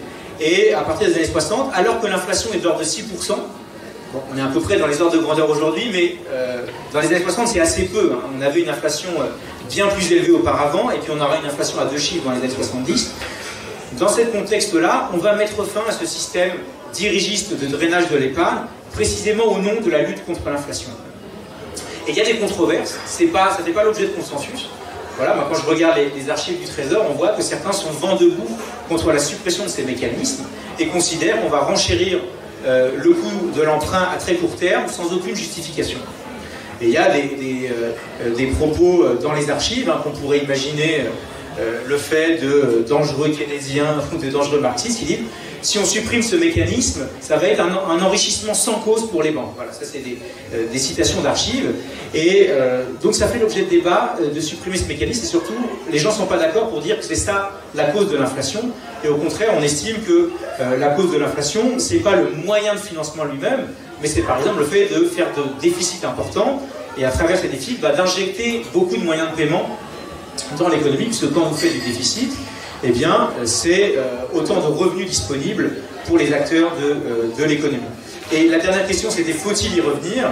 Là, à nouveau, en quelque sorte, il y a eu l'histoire à rattraper, et ça a été bien évoqué, la Banque Centrale Européenne, les instruments non conventionnels qu'elle a employés, il faut quand même avoir en tête que c'est un changement radical. Un changement radical par rapport à quoi? Il suffit de penser à l'exemple grec, par exemple, hein, où on avait eu un chantage de la part de la Banque Centrale Européenne au refinancement des banques grecques, c'est-à-dire qu'on coupait le robinet de refinancement des banques grecques tant que les programmes conditionnels d'ajustement structurel, c'est-à-dire de restriction sur tout un tas de services publics, n'étaient pas implémentés, n'étaient pas mis en œuvre. Le changement radical, c'est que la Banque Centrale Européenne, à partir de disons après, effectivement progressivement après la crise financière, mais disons après l'épisode grec, s'est mis à racheter les dettes publiques de façon non conditionnelle, c'est-à-dire sans aucune condition de politique publique. Et cet instrument, il a eu pour effet d'endolorir totalement, d'anesthésier la contrainte de marché. C'est-à-dire que vous avez un acteur qui rachète des montants massifs de dettes publiques, qui va créer de la rareté artificiellement sur le marché, qui fait qu'il n'y a plus aucun stress sur les marchés de capitaux, et il n'y a même plus de discrimination, ou une discrimination très faible, selon les États, c'est-à-dire entre la Grèce, l'Allemagne, l'Italie, le Portugal. Les écarts de taux ont été fortement diminués grâce à ces politiques non conventionnelles et surtout non conditionnelles, c'est-à-dire sans condition de politique publique. Et ça, c'est ça qu'aujourd'hui qui est en débat, et vous avez l'interdépendance actuelle entre marché financier et dette publique, où les acteurs des marchés ont besoin d'actifs sans risque, ils ont besoin d'une dette qui ne pose pas de risque, c'est-à-dire avec un taux d'intérêt faible et sécurisé, et qui sont très inquiets aujourd'hui du fait que la Banque Centrale Européenne va mettre un terme à ce programme de rachat des dettes, et pour la plupart, en tout cas pour certains, ne veulent pas d'une nouvelle crise des dettes souveraines type Grèce, Portugal, Italie qu'on a connue dans les années passées. Donc on voit bien qu'aujourd'hui, la crise financière, la crise des dettes souveraines, elle pourrait venir des décisions de la Banque Centrale Européenne. Et donc parmi les plaidoyers qu'on trouve dans le spectre politique, eh bien on a bien l'idée que ce plan de rachat, il faudrait le sanctuariser. Les acteurs financiers parlent de lutte contre la fragmentation. C'est-à-dire, la fragmentation, ça veut dire qu'il y ait des écarts de taux entre pays qui se creusent, et un actif sans risque qui se fragmente entre différents États, et qu'il faudrait pérenniser ce rachat d'actifs, et en gros, sanctuariser le fait que, il n'y aura pas de spéculation possible sur la dette souveraine entre les différents États de la zone euro. Et donc, il y a cet outil qui est disponible, et qui ressemble fortement au mécanisme de dirigisme financier, en quelque sorte, ou en tout cas de contrôle du pouvoir d'évaluation des marchés de capitaux qu'on pouvait avoir après la Seconde Guerre mondiale, où on avait des discours qui étaient de cet ordre-là, la reconstruction est trop importante pour ne pas laisser la main au marché financier pour décider des grands investissements d'avenir. Et cet argent, il était utilisé, ce drainage de l'épargne, ce contrôle du crédit, il était utilisé pour des investissements productifs. C'était la phrase de François Bloch-Lenné, qui était un fonctionnaire du Trésor, qui dit eh ben, on a transformé des liquidités financières, de l'argent qu'on drainait, en barrages hydroélectriques, en investissement d'avenir, en reconstruction du pays. Aujourd'hui, cet enjeu, il est là. Il est que le déversement de liquidités des banques centrales, un, il doit effectivement aller aux États en cas de stress vis-à-vis des marchés financiers, et deux, il doit pouvoir être fléché politiquement sur des investissements d'avenir, alors qu'aujourd'hui, la Banque centrale, même s'il y a eu beaucoup d'entorses à ce concept, elle est toujours dans son dogme de la neutralité de marché, c'est-à-dire qu'elle se refuse à assumer d'orienter les capitaux. C'est en train de changer, c'est en train d'évoluer avec les financements verts, etc. Mais on est encore au tout début de cette histoire, et je pense que c'est ici qu'il faut enfoncer le clou. Merci beaucoup. Je pense qu'effectivement, vous avez terminé sur la question. En fait, il faut assumer ce choix, et pour le moment, on est vraiment au début. Et peut-être que les acteurs de la finance ne sont pas tout à fait prêts non plus à l'entendre et à l'accepter tel quel. Comment on poursuit? Si vous voulez relancer sur un point particulier, peut-être la question, par exemple, de cette question de rembourser la dette. Vous avez dit que ce n'était pas finalement une question pertinente, et pourtant dans les médias, dans l'opinion publique, c'est quelque chose qui a beaucoup d'écho. Comment en faire avec l'idée que la dette pourrait ne pas être remboursée, et peut-être pour expliquer aux gens qui sont là pour quelles raisons un certain nombre d'économistes pensent que ce serait possible, et qu'à l'inverse, d'autres envisagent au contraire son histoire. Parce que c'est quelque chose qui me tient très à cœur. Il y a des économistes qui pensent ça parce qu'ils se trompent. C'est aussi simple que ça. Écoutez, bon, alors c'est pas si facile que ça à expliquer, parce que vous voyez, quand il faut écrire des bilans et puis voir ce qui se passe. Bon, je vais essayer de prendre le cas le plus simple, de façon pas tout à fait arbitraire, mais voilà. Qu'est-ce qui se passe quand la Banque centrale achète des titres de dette? Bien, il se passe que elle l'achète, et je fais l'hypothèse qu'elle l'achète à des banques. Hein. La Banque centrale achète à des banques commerciales un titre de dette. Ce qui se passe, c'est donc que la Banque centrale récupère le titre, et en échange, elle donne de la liquidité banque centrale à la banque commerciale en question. Évidemment, alors, du point de vue de l'État et de la Banque centrale, il se trouve que les banques centrales, elles appartiennent aux États. Hein. Donc, si on décidait qu'on annule le titre de dette en question, ça veut dire que l'État ne paierait plus à la Banque centrale, mais la Banque centrale, comme elle appartient à l'État, elle rétrocède ses revenus, en tout cas son profit, à l'État. Donc, l'État ne paierait plus la Banque centrale, mais la Banque centrale ne paierait plus l'État. Donc pour l'État, ça ne change rien, et pour la Banque centrale, ça ne change rien non plus. D'autre part, il faut bien voir que, qu'est-ce qu'a fait elle a changé la nature de la dette. Dans le temps, les banques, la banque en question, avait à son bilan un titre de dette. Après le rachat, eh bien, la banque en question n'a plus le titre de dette, mais elle a à la place la liquidité banque centrale, qui va se traduire par une réserve,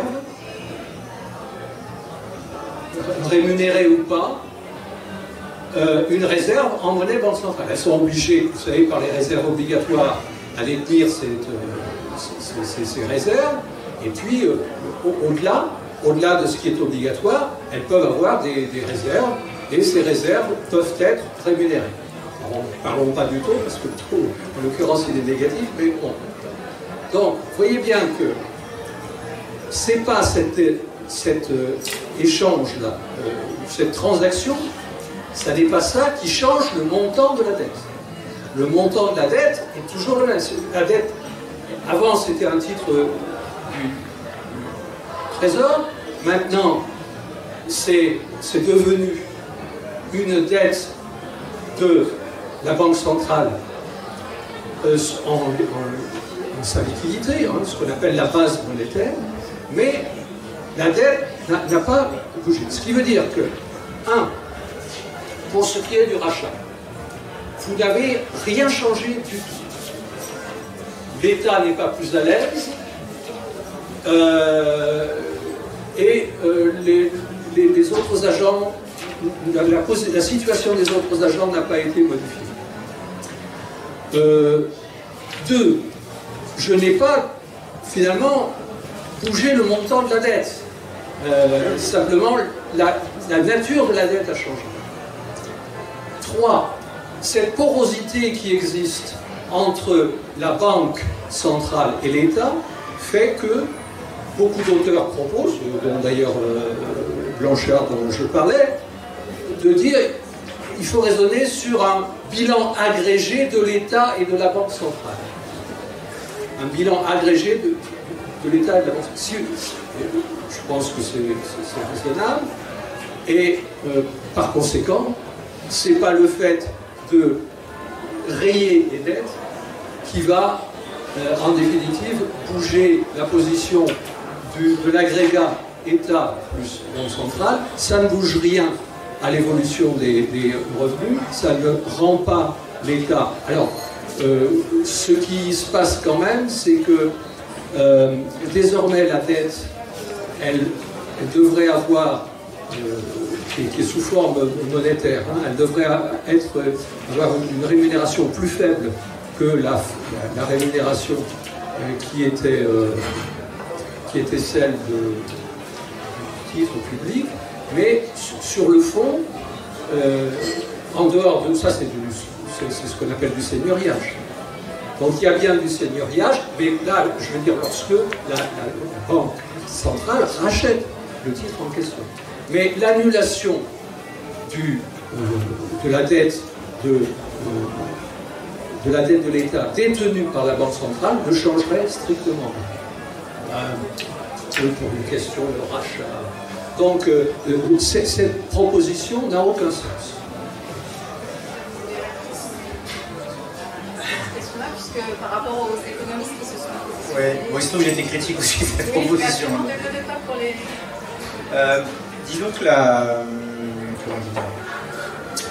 la chose intéressante de cette proposition, finalement ce que voulait l'initiative, c'était de pérenniser la situation de facilité offerte par la Banque centrale, avec la volonté d'aller un peu plus loin, de dire il faut décider politiquement d'où va cet argent. C'est-à-dire que le problème du quantitative easing, du rachat des dettes par les banques centrales, c'est une injection massive de liquidités sur les marchés de capitaux, mais on ne sait pas où va cet argent, et on n'a aucune certitude qu'il revient dans l'économie réelle, et encore moins dans des investissements nécessaires, d'avenir, qui deviennent absolument urgents. Et donc, la volonté derrière cette proposition, du coup, je la défonce pas grave, c'était de mettre un pied dans la Banque centrale européenne, de mettre un pied citoyen, et de dire que les affaires du crédit sont pas seulement une affaire strictement technocratique, pas strictement une affaire entre une technocratie à Francfort, et éventuellement à Bruxelles, et des interlocuteurs des marchés de capitaux, parce qu'il faut quand même savoir aujourd'hui que c'est ça, cette institution aujourd'hui, à qui elle s'adresse plus tellement à nous, citoyens, lorsqu'elle fait ses conférences de presse, mais elle s'adresse aux marchés de capitaux, qui ont les yeux rivés sur ces déclarations, pour qui ça va impacter absolument toute l'activité. C'est-à-dire que les décisions de la Banque centrale, voilà, il suffit d'être sur Twitter, de faire cette expérience, et vous vous abonnez à tous les gens de marché que vous pouvez voir, et ne parler que de ça. C'est-à-dire que là, pendant une semaine, on ne parle que de la Banque centrale. Et donc, en fait, elle agit plus tellement au nom du citoyen, mais en fonction de cet interlocuteur que sont les marchés de capitaux. Et ça, à nouveau, ça n'a rien, comment dire, de non historique, d'intemporel et d'éternel. Par exemple, voilà, je reviens à des vieilleries, mais vous voyez que c'est pas tellement des vieilleries. On a parlé un peu du circuit du Trésor, mais il y avait un autre mécanisme très intéressant qu'a étudié Éric Monet et qui n'est pas farfelu. Il est meilleur jeune économiste de France depuis 2 semaines, qui est un collègue avec qui nous travaillons, et il étudiait le Conseil national du crédit. Et ça signifie quoi? Ça signifie qu'à l'époque, la démocratie, alors c'était une démocratie relative, hein, vous aviez des représentants syndicaux, des représentants du patronat, des représentations de l'administration des finances, qui se rencontraient et qui allaient en étroite relation avec le plan. Monsieur Paulin a évoqué la planification, qui allait évoquer les grandes orientations du crédit et qui avait des leviers d'action très concrets. C'est-à-dire que vu que la finance, elle était segmentée, elle était fortement contrôlée, le Trésor pouvait décider d'avantager tel ou tel secteur bancaire et financier, par exemple le financement de l'agriculture, hein, le financement de l'industrie. On avait la possibilité d'avoir des leviers directs de facilitation de tel ou tel secteur de la banque et de la finance. Et vous aviez pour ça cette instance qui était imparfaite, il ne s'agit pas de dire qu'elle était magnifique, mais en tout cas on avait une forme de démocratie ou ce serait un peu l'équivalent du Conseil économique et social, qui réfléchissait aux affaires du crédit. Vous voyez bien qu'aujourd'hui, on est au contraire dans un mode extrêmement technocratisé, où on a une institution qui agit avec comme public de référence les marchés de capitaux. J'ai complètement dévié sur la question de l'annulation, mais en tout cas, si je devais défendre cette proposition, ce qu'elle avait comme idée derrière la tête, c'était d'orienter la monnaie, d'orienter la circulation, de flécher la monnaie, et l'allocation du crédit, en fait, parce que la monnaie, c'est assez vague, le crédit, c'est beaucoup plus concret. Hein. C'est-à-dire qu'il y a des établissements qui prêtent ou non, qui prêtent avec des taux plus ou moins aisés à certains acteurs de l'économie. Donc, le crédit, c'est beaucoup plus concret, c'est plus technique, en quelque sorte, que la monnaie, parce qu'il y a d'énormes débats sur qu'est-ce que la monnaie, etc. C'est pas si évident que ça. D'ailleurs, à l'époque du circuit du Trésor, les hauts fonctionnaires eux-mêmes se disaient, mais on ne sait pas ce que c'est que la monnaie, on ne sait pas définir à quel moment il y en a trop ou pas assez, on ne sait pas à quel moment on en crée. C'était une énigme pour les hauts fonctionnaires eux-mêmes. Donc le crédit, c'était beaucoup plus objectivable et beaucoup plus manipulable, en quelque sorte. Ça se traduisait par des choix politiques beaucoup plus concrets. Et ce que je reprochais, moi, à cette proposition, c'est qu'alors qu'on était dans une période extrêmement favorable d'action de la Banque Centrale Européenne, vous alliez créer un événement de crédit. C'est-à-dire que si les acteurs de marché financiers, ils étaient très contents, parce que je vous dis, ils se servent de la dette comme une monnaie pour faire d'autres opérations, on allait rompre cette situation en créant artificiellement, en quelque sorte, alors qu'il n'y avait aucun stress, un événement de crédit, puisque quand vous faites défaut, c'est-à-dire que la Banque centrale, certes, pouvait décider unilatéralement de faire cette opération, M. Paulin a raison de dire qu'elle était peut-être sans intérêt, etc., mais néanmoins, il y aurait eu un acte de bilan, et ça aurait pu être considéré comme un événement de crédit par les agents de marché, qui auraient considéré qu'il y a une partie de la dette qui n'est pas remboursée, et donc ça aurait pu créer un stress inexistant à l'époque. Par ailleurs, ça avait l'inconvénient de donner le point aux adversaires. Donc, voilà, moi j'assume d'être aussi dans un débat citoyen et engagé. Ça donnait le point aux adversaires pour qui il fallait faire du stress, du ratio de dette, un événement politique. C'est-à-dire que dans les années 90, 2000, notamment à l'époque du rapport Pébro, moi j'ai été biberonné à ça, c'est-à-dire que la tension sur le ratio de dette, elle était permanente. Aujourd'hui, vous voyez que c'est complètement sorti des radars, qu'on soit à 100, 120, finalement c'est devenu secondaire. Mais à l'époque du traité de Maastricht, c'était primordial, c'est-à-dire que pour se qualifier à la zone euro, il fallait respecter les 60%. Et à l'époque, c'était pas la Grèce, mais l'Allemagne et la France ont procédé à du maquillage comptable monumental, qui a été d'ailleurs épinglé par Eurostat à l'époque, et les comptables dits des pays frugaux, qui ont accusé notamment la France de faire des opérations hasardeuses en comptabilisant une soulte au moment de la privatisation de France Télécom, et de comptabiliser ça dans le déficit de l'année. Les Allemands ont revendu un stock d'or, la Banque centrale allemande a revendu un stock d'or pour coller aux critères de Maastricht. Bon bref, il y avait un stress très important, puisqu'il fallait harmoniser les économies européennes, et il fallait donc passer par des critères de convergence. Bon, ces 60%, ils ont disparu. À l'époque, il y avait des économistes qui disaient que c'était de la numérologie, que ça n'avait aucun sens, notamment des économistes keynésiens, qui disent qu'on aurait très bien pu choisir 6% de déficit et 120% de dette, ça n'aurait eu aucune incidence, que c'était comme faire de la cartomancie, hein, d'avoir de tels chiffres. Donc voilà, ça avait l'inconvénient de ramener le débat comme si la solution était de baisser le ratio, hein, comme si en baissant le ratio, on allait se donner des marges de manœuvre. Alors que voilà, les raisons que nous on avait pensé, ce qu'il faut changer, c'est les structures de financement de l'État, la manière dont on gouverne le crédit dans nos économies, et il faut avoir des mesures structurelles à ce niveau-là et pas faire un one-shot d'annulation qui est hasardeux et qui risque de faire paniquer la sphère financière et de se retourner précisément contre ce qu'on veut. Et en passant le micro à Christophe, juste, j'ai fait partie du Conseil national du crédit, mais c'était à son crépuscule, c'est-à-dire c'était la fin, et je vous assure que c'était pas du tout l'aspect démocratique que vous... Mais il y avait des syndicats et des... Ah, oui, absolument, absolument. Enfin, on écoutait des discours de Trichet, d'ailleurs assez il y avait incompétents. peut-être une diminution du trésor, ça néanmoins c'était une brèche, c'était un dispositif. Honnêtement, ça ne servait à rien. D'ailleurs, ça a été supprimé. Il doit être investi, je suis pas d'accord. Oui, non, c'est possible. Que le trésor l'ait anesthésié, je ne crois pas. En tout cas, non, mais c'était déjà trop tard. Les banques centrales, je crois que la Banque centrale était déjà indépendante. Mais ça existait à l'après-guerre. Oui, mais à une époque, au plan, ça avait une instance. Je n'ai pas connu dans l'après-guerre. Voilà. Avant la dernière intervention de Christophe, et ensuite question de la salle. 3 points très rapides en fait sur un peu le débat sur l'annulation et le rôle de la Banque centrale européenne. Un premier point qui est effectivement, ce qui a été rappelé, je pense que, je ne suis pas un grand spécialiste d'histoire des défauts, mais je pense qu'historiquement on a rarement eu des défauts dans des situations qui n'étaient pas provoquées par le fait que les créanciers ne voulaient plus prêter. Et là on se serait mis dans une situation où les créanciers n'ont pas de problème pour nous prêter de l'argent, et on leur disait qu'on faisait défaut sur la dette. Alors certes c'était la Banque centrale, mais on ne peut pas imaginer que les marchés n'auraient pas réagi à cette annonce ici.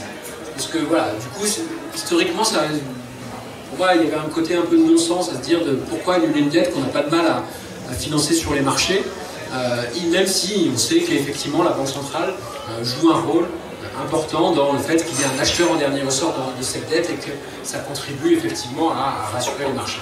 Donc, il y avait un côté anachronique à faire ce choix-là. Maintenant, derrière, effectivement, comme ça a été rappelé, il y avait un projet politique important. Et ce projet politique, ensuite, on peut y adhérer ou pas y adhérer, c'est-à-dire qu'est-ce qu'on veut faire comme investissement dans le futur. Donc il y avait un projet très orienté sur une transition énergétique. Donc, on peut adhérer ou pas à ce projet selon nos convictions. Après, peu importe nos différentes convictions, le point est de savoir est-ce que c'est la Banque centrale européenne qui doit porter ce projet politique ou pas. Il faut se rappeler qu'en fait, on a construit une institution, on a élaboré une institution à travers un traité, on a rendu cette institution indépendante du pouvoir politique. C'est une bonne chose ou pas une bonne chose, on peut en débattre, mais il se trouve qu'aujourd'hui, cette institution, elle est indépendante. Elle n'est pas censée recevoir d'instructions de la part des gouvernements de la zone euro. Et donc, moi, en tant que citoyen, est-ce que j'ai envie de donner le pouvoir de savoir quels sont les bons crédits et quels sont les bons crédits, ou les mauvais crédits, à une institution qui est indépendante? Je pense que s'il y a des choix politiques en matière d'investissement, de transition énergétique, de type d'investissement qu'on fait, c'est avant tout des choix politiques budgétaires aujourd'hui. Si on veut faire porter ces choix par la Banque centrale, il faut un autre modèle de Banque centrale dans lequel elle n'est probablement pas indépendante parce que moi, si je ne suis pas d'accord avec la Banque centrale européenne, qu'est-ce que je peux faire? Rien. Par contre, si je ne suis pas d'accord avec les choix de politique publique et d'investissement en matière de transition énergétique, de services publics que fait le gouvernement, je peux voter contre et pour un autre choix politique économique. Si c'est la Banque centrale, je ne peux pas voter contre. D'accord? Donc moi, ça me pose un problème démocratique de fonctionnement d'une institution qui n'est pas prévue pour ça. Alors, on peut le regretter, je peux défendre j'ai des tas d'arguments pour remettre en cause l'indépendance des banques centrales, mais il se trouve que dans le fonctionnement tel qu'il est aujourd'hui, elle l'est, et donc lui confier une mission politique très forte, alors qu'elle est indépendante du pouvoir politique, pose un certain nombre de problèmes.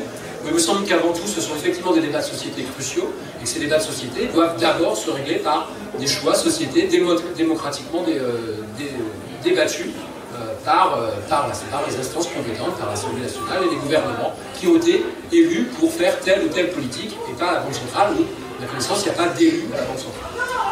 Donc ça, c'est aussi un point très fort dans la critique même du projet, en fait, un peu de réinvestir la Banque centrale, oui, mais du coup il faut changer quelque chose et a priori c'est un peu compliqué de changer quelque chose. Même si je ne suis pas contre changer les statuts de la Banque centrale européenne. Après, le dernier point qui est intéressant, effectivement, c'est plus anecdotique, ce qui est un peu à l'écart de ce débat-là. On dit parliez en fait sur Twitter, en fait, quand on regarde, quand la Banque centrale va prendre des décisions, effectivement, c'est la politique monétaire, les instruments de dette publique jouent un rôle important sur les marchés, jouent un rôle clé.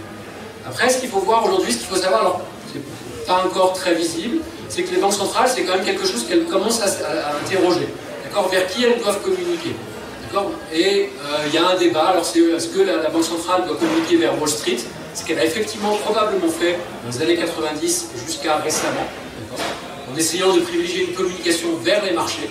Aujourd'hui, on commence à se poser la question, mais comment on fait pour communiquer vers le public, sur comment je peux orienter et faire comprendre mes décisions au grand public, donc ce qu'on appelle, dans le langage des chercheurs, la communication vers Main Street. Et c'est pas juste des chercheurs, c'est un débat qui commence aussi à aller au sein de la Banque centrale, c'est-à-dire on n'est pas juste là pour effectivement faire une politique qui sert les marchés, mais faire une politique monétaire qui doit aussi être comprise et acceptée par l'ensemble des citoyens, et que probablement on doit essayer de communiquer autrement.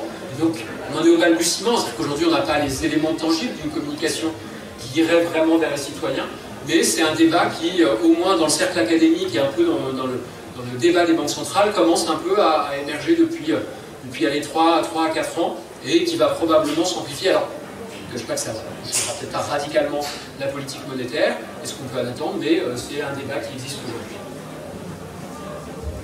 Très bien, merci bien pour vos interventions, et maintenant c'est le moment des questions de la salle.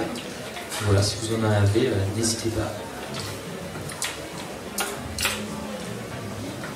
Alors, moi je vais peut-être rebondir sur ce qui a été dit, puisque au départ on parle du Japon, on dit le Japon, la dette publique, plus de 250% du PIB, c'est pas un problème, elle est détenue à plus de 95% par les Japonais, c'est-à-dire que les Japonais épargnent énormément pour diverses raisons, notamment pour une raison effectivement de déflation, mais il y a effectivement énormément d'épargne qui est dégagée par les Japonais, et on prend souvent l'exemple du Japon en disant ouais, mais arrêtez de parler de niveau optimal de dette ou de seuil à pas dépasser, regardez le Japon, ça pose pas de problème. C'est souvent l'argument que l'on entend politiquement, mais sauf que la situation n'est pas la même en France. D'ailleurs, Benjamin disait, en France, la dette publique aujourd'hui, elle est détenue à 50% par des résidents et 50% par des étrangers, à peu près. Et ça a d'ailleurs baissé, on était plutôt à 60% d'étrangers il y a encore quelques années, 40% de Français. Et je pense que dans le débat politique aussi, il y a une question importante qui se pose. C'est la question de la renationalisation de la dette publique, qui est liée effectivement à cette question du Japon. On a tous en tête le Japon, et l'idéal ce serait de renationaliser la dette publique, de faire en sorte que la dette publique française soit détenue par les Français. Alors, on a entendu ça dans la bouche de Mélenchon, dans la bouche de Le Pen, qui disait il faut arrêter les marchés financiers, ça suffit, renationalisons la dette publique. Alors, est-ce qu'on peut avoir un débat autour de ça? Oui, la question se pose, mais juste je vais donner un chiffre. Aujourd'hui, l'État français, depuis le début des années 2000-2004, l'État français est ce qu'on appelle en besoin de financement. C'est-à-dire que quand vous prenez les entreprises, les ménages et l'État, en tout cas les administrations publiques, en fait, les ménages ne dégagent pas assez d'épargne pour financer la dette des entreprises et la dette de l'État. En tout cas, les besoins de financement, il n'y a pas assez d'argent dans les caisses à la fin de l'année pour les entreprises et pour l'État et les collectivités territoriales. Et l'épargne que dégagent les ménages, puisque les ménages français dégagent de l'épargne, mais cette épargne n'est pas suffisante pour financer cet endettement, ces besoins de financement des administrations publiques et des entreprises. Donc, est-ce qu'au final, une fois que j'ai dit ça, ça veut dire quoi? Ça veut dire qu'en fait, cette question de la renationalisation, elle ne se pose même pas, puisque aujourd'hui, l'épargne n'est pas suffisante. Donc, est-ce que, d'après vous, quelle pourrait être la solution? Alors, pour moi, la solution, elle est parmi ce qui a été dit, c'est-à-dire l'austérité, j'y crois pas, parce que l'austérité, c'est dangereux, effectivement, on l'a vu en Grèce, politique d'austérité, baisse des dépenses publiques, baisse de la croissance. Ça a eu même des effets dévastateurs, plus importants que ce à quoi on s'attendait. Mais la solution, c'est certainement effectivement une meilleure orientation des dépenses publiques et aller vers des dépenses publiques effectivement plus productives. La question qui se pose aujourd'hui quand même, là à l'instant T, c'est où est-ce qu'on va chercher la croissance? Alors tout ça c'est endogène. Est-ce qu'on n'a pas de croissance parce qu'on n'a plus de politique industrielle depuis 30 ans, en tout cas 30 ou 40 ans? Et aujourd'hui, la croissance, en tout cas, je parlais avec Jean-Paul Collin dans la voiture tout à l'heure, quand l'OCDE annonce 2,4% de croissance en 2022, je ne sais pas où ils vont chercher cette croissance. Et donc, effectivement, alors ça c'est à l'instant T, est-ce que dans 5 ans, 10 ans, alors je dis l'OCDE, pas l'OCDE, donc dans 5 ans ou 10 ans, mais vous êtes sur des chiffres un peu plus élevés, même je pense, hein, dans 5 ans ou 10 ans, quelles sont les perspectives de croissance? Parce que, effectivement, on n'a pas parlé de manière très simple de cet effet boule de neige. Ce qui nous attend, le risque, hein, quand on parle de risque de dette, c'est quand même cet effet boule de neige. Aujourd'hui, on emprunte à 1,8, 1,9% sur 10 ans. Et l'État français a émis la semaine dernière des obligations indexées sur l'inflation, notamment des obligations vertes indexées sur l'inflation. Ça veut dire que demain, pour aller chercher de l'argent, dans une inflation qui est à 7-8% par an, bah, il va falloir indexer les taux d'intérêt sur les obligations que vous payez, parce que sinon, plus personne ne voudra en acheter. Aucun investisseur, alors oui, ça sert de collatéral, mais si vous avez une rémunération à 2% et que l'inflation est à 8%, l'investisseur perd 6% en termes réels. C'est ce qui se passe là pourtant depuis plusieurs années. Oui, c'est ce qui se passe. Mais on sent bien que la volonté de l'État de recommencer à indexer ses obligations, bah, les taux d'intérêt obligataires sur l'inflation, on sent bien que c'est le signal qu'il y a potentiellement un tournant et que demain, si je veux aller chercher de l'argent, bah, va falloir que certainement cet argent, je le paye plus cher en indexant taux d'intérêt sur l'inflation. Donc, il y a deux questions pour moi très importantes aujourd'hui. Qui souhaite répondre donc sur les problèmes-là? Sur où va-t-on chercher la croissance? Bon, ben, il se trouve que il y a effectivement, d'abord il faudrait que ce soit une croissance durable, inclusive, etc. D'abord, il y a des investissements extrêmement importants à faire dans le domaine des services publics. Ensuite, il y a la question de la réindustrialisation qui est une question sérieuse. Donc, ce qui fait que moi je ne crois pas du tout à cette idée d'un excès d'épargne, c'est qu'on a des occasions d'investissement qui sont massives, qui sont monstrueuses, et qu'on ne va effectivement pas réussir à lever ce qu'il faut. Alors, il se trouve quand même que la durée moyenne des dettes publiques, à peu près dans tous les pays, en France, c'est 8,2 années. Vous avez des dettes dont la durée moyenne, c'est 8 ans. C'est un peu la même chose partout. Donc, progressivement, le coût de la charge d'intérêt va augmenter au fur et à mesure que les dettes qui auront été émises il y a 1 an, il y a 2 ans, 3 ans, etc., arriveront à échéance. Elles vont être remplacées par des dettes avec des conditions de taux d'intérêt plus fortes. Et ça veut dire quand même que vous avez... Bon, ça va se faire progressivement. Donc ça, moi je dis, ça vous donne quand même une dizaine d'années pour investir, pour que l'État, je parle de l'État, pour que l'État investisse et dans ce que je viens de dire, et les investissements de l'État, par définition, encore que c'est un truc à faire comprendre à un haut fonctionnaire, encore plus à un ministre, ça a des externalités. Et donc, quand vous investissez, c'est pas simplement ce que va rapporter à l'État, c'est aussi ce que ça va rapporter à la collectivité. Et ce que ça va rapporter à la collectivité est supérieur à ce que ça va rapporter à l'État. Donc il faut tenir compte de ça. Alors, par ailleurs, je répète que, pour moi, l'épargne aujourd'hui, elle va vers l'immobilier. En gros, ça sert à faire monter les prix de l'immobilier. Donc peut-être qu'effectivement on construit, enfin bon. L'essentiel, c'est ça fait monter les prix de l'immobilier.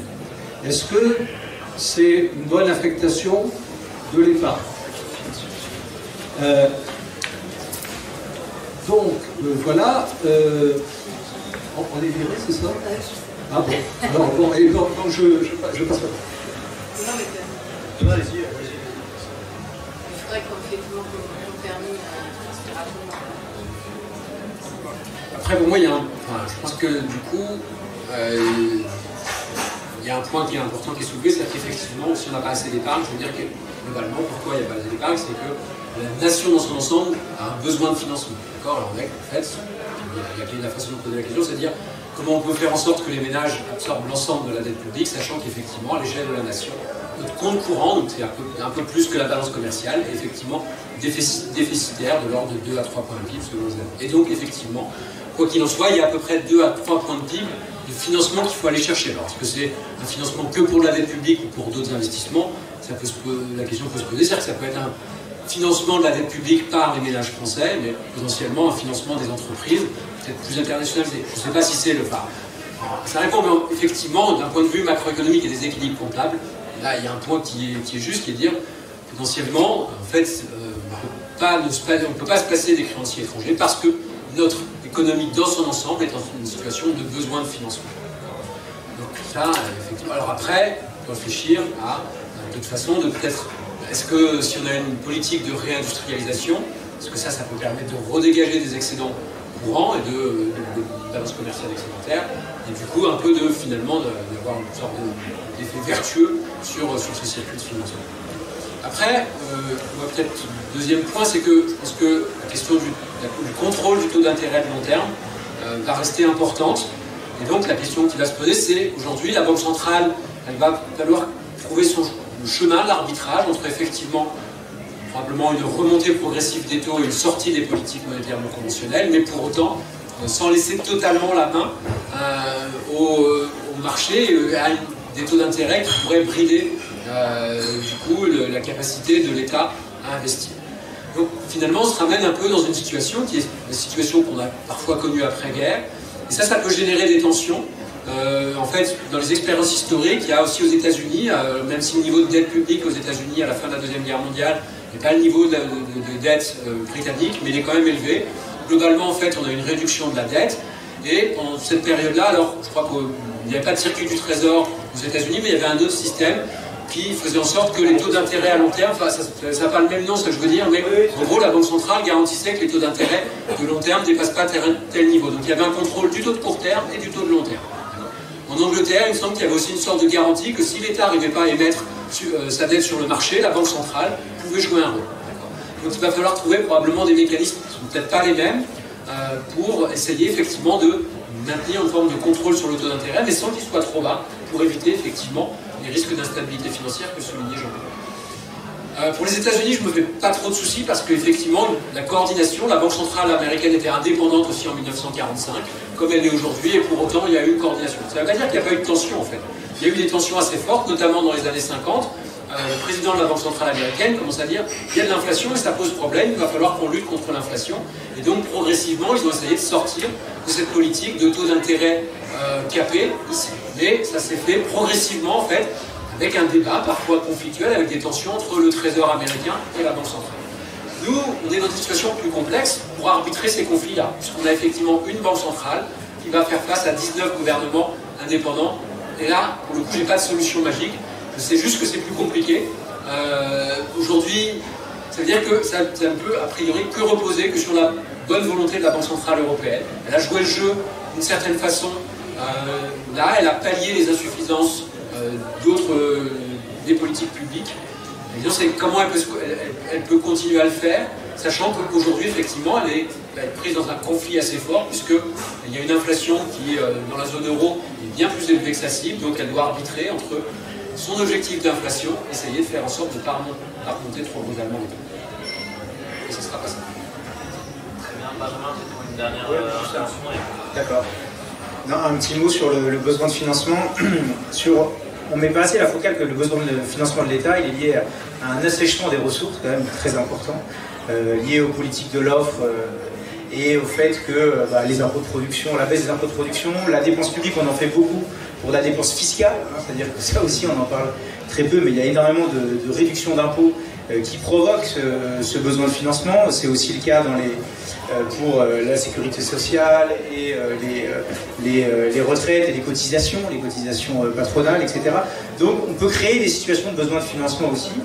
Par ailleurs, là, je souscris au point de Christophe sur les mécanismes dirigistes que j'ai créés. Ils n'avaient rien d'un isolat français, ça s'inscrivait dans un contexte international où la conception même de la monnaie et du crédit était radicalement différente. C'est-à-dire qu'il y avait des propos du directeur du Trésor américain qui disait on va sortir la monnaie du temple des usuriers de la finance. Il dit ça en 1944-45. C'est-à-dire on est dans une philosophie politique complètement renversée par rapport à aujourd'hui, qui fait que l'épargne, ça se dirigeait politiquement et c'était assumé et compris comme tel. Donc, je suis d'accord, il n'y a peut-être pas en volume, en quantité, le volume suffisant, mais néanmoins, sur le volume déjà là, il est peut-être très mal alloué et alloué toujours conformément au dogme que les marchés sont efficients, allouent correctement cet argent à l'économie réelle. C'est peut-être aussi ça pour l'épargne existante duquel il faut sortir. Par ailleurs, l'épargne, je l'ai un peu dit, mais on peut avoir plus d'épargne si on augmente les salaires. Aujourd'hui, il y a des gens qui n'arrivent pas à joindre les deux bouts, qui sont dans une incapacité totale d'épargne.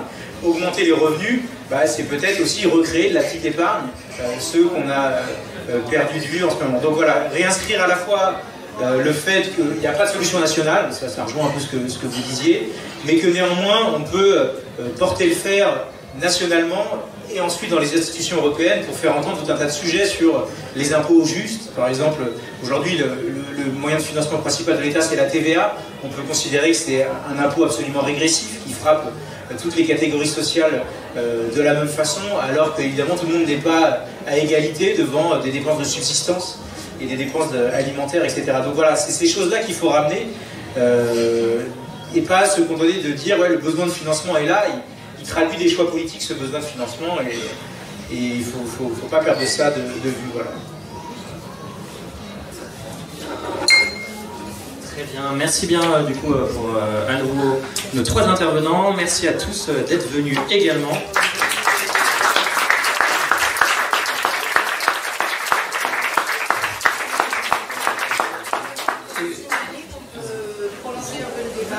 Voilà, donc on peut prolonger le débat autour d'un verre ici. N'hésitez pas à rester un petit peu. Voilà, même il y a un peu de restauration pour ceux qui veulent rester. On vous tiendra au courant des prochains cafés sciences sociales qui seront organisés. Le prochain café, on a fait de la politique, on a fait de l'économie, donc ce sera sans doute de la sociologie pour la prochaine fois. Merci encore à tout le monde et à bientôt, j'espère.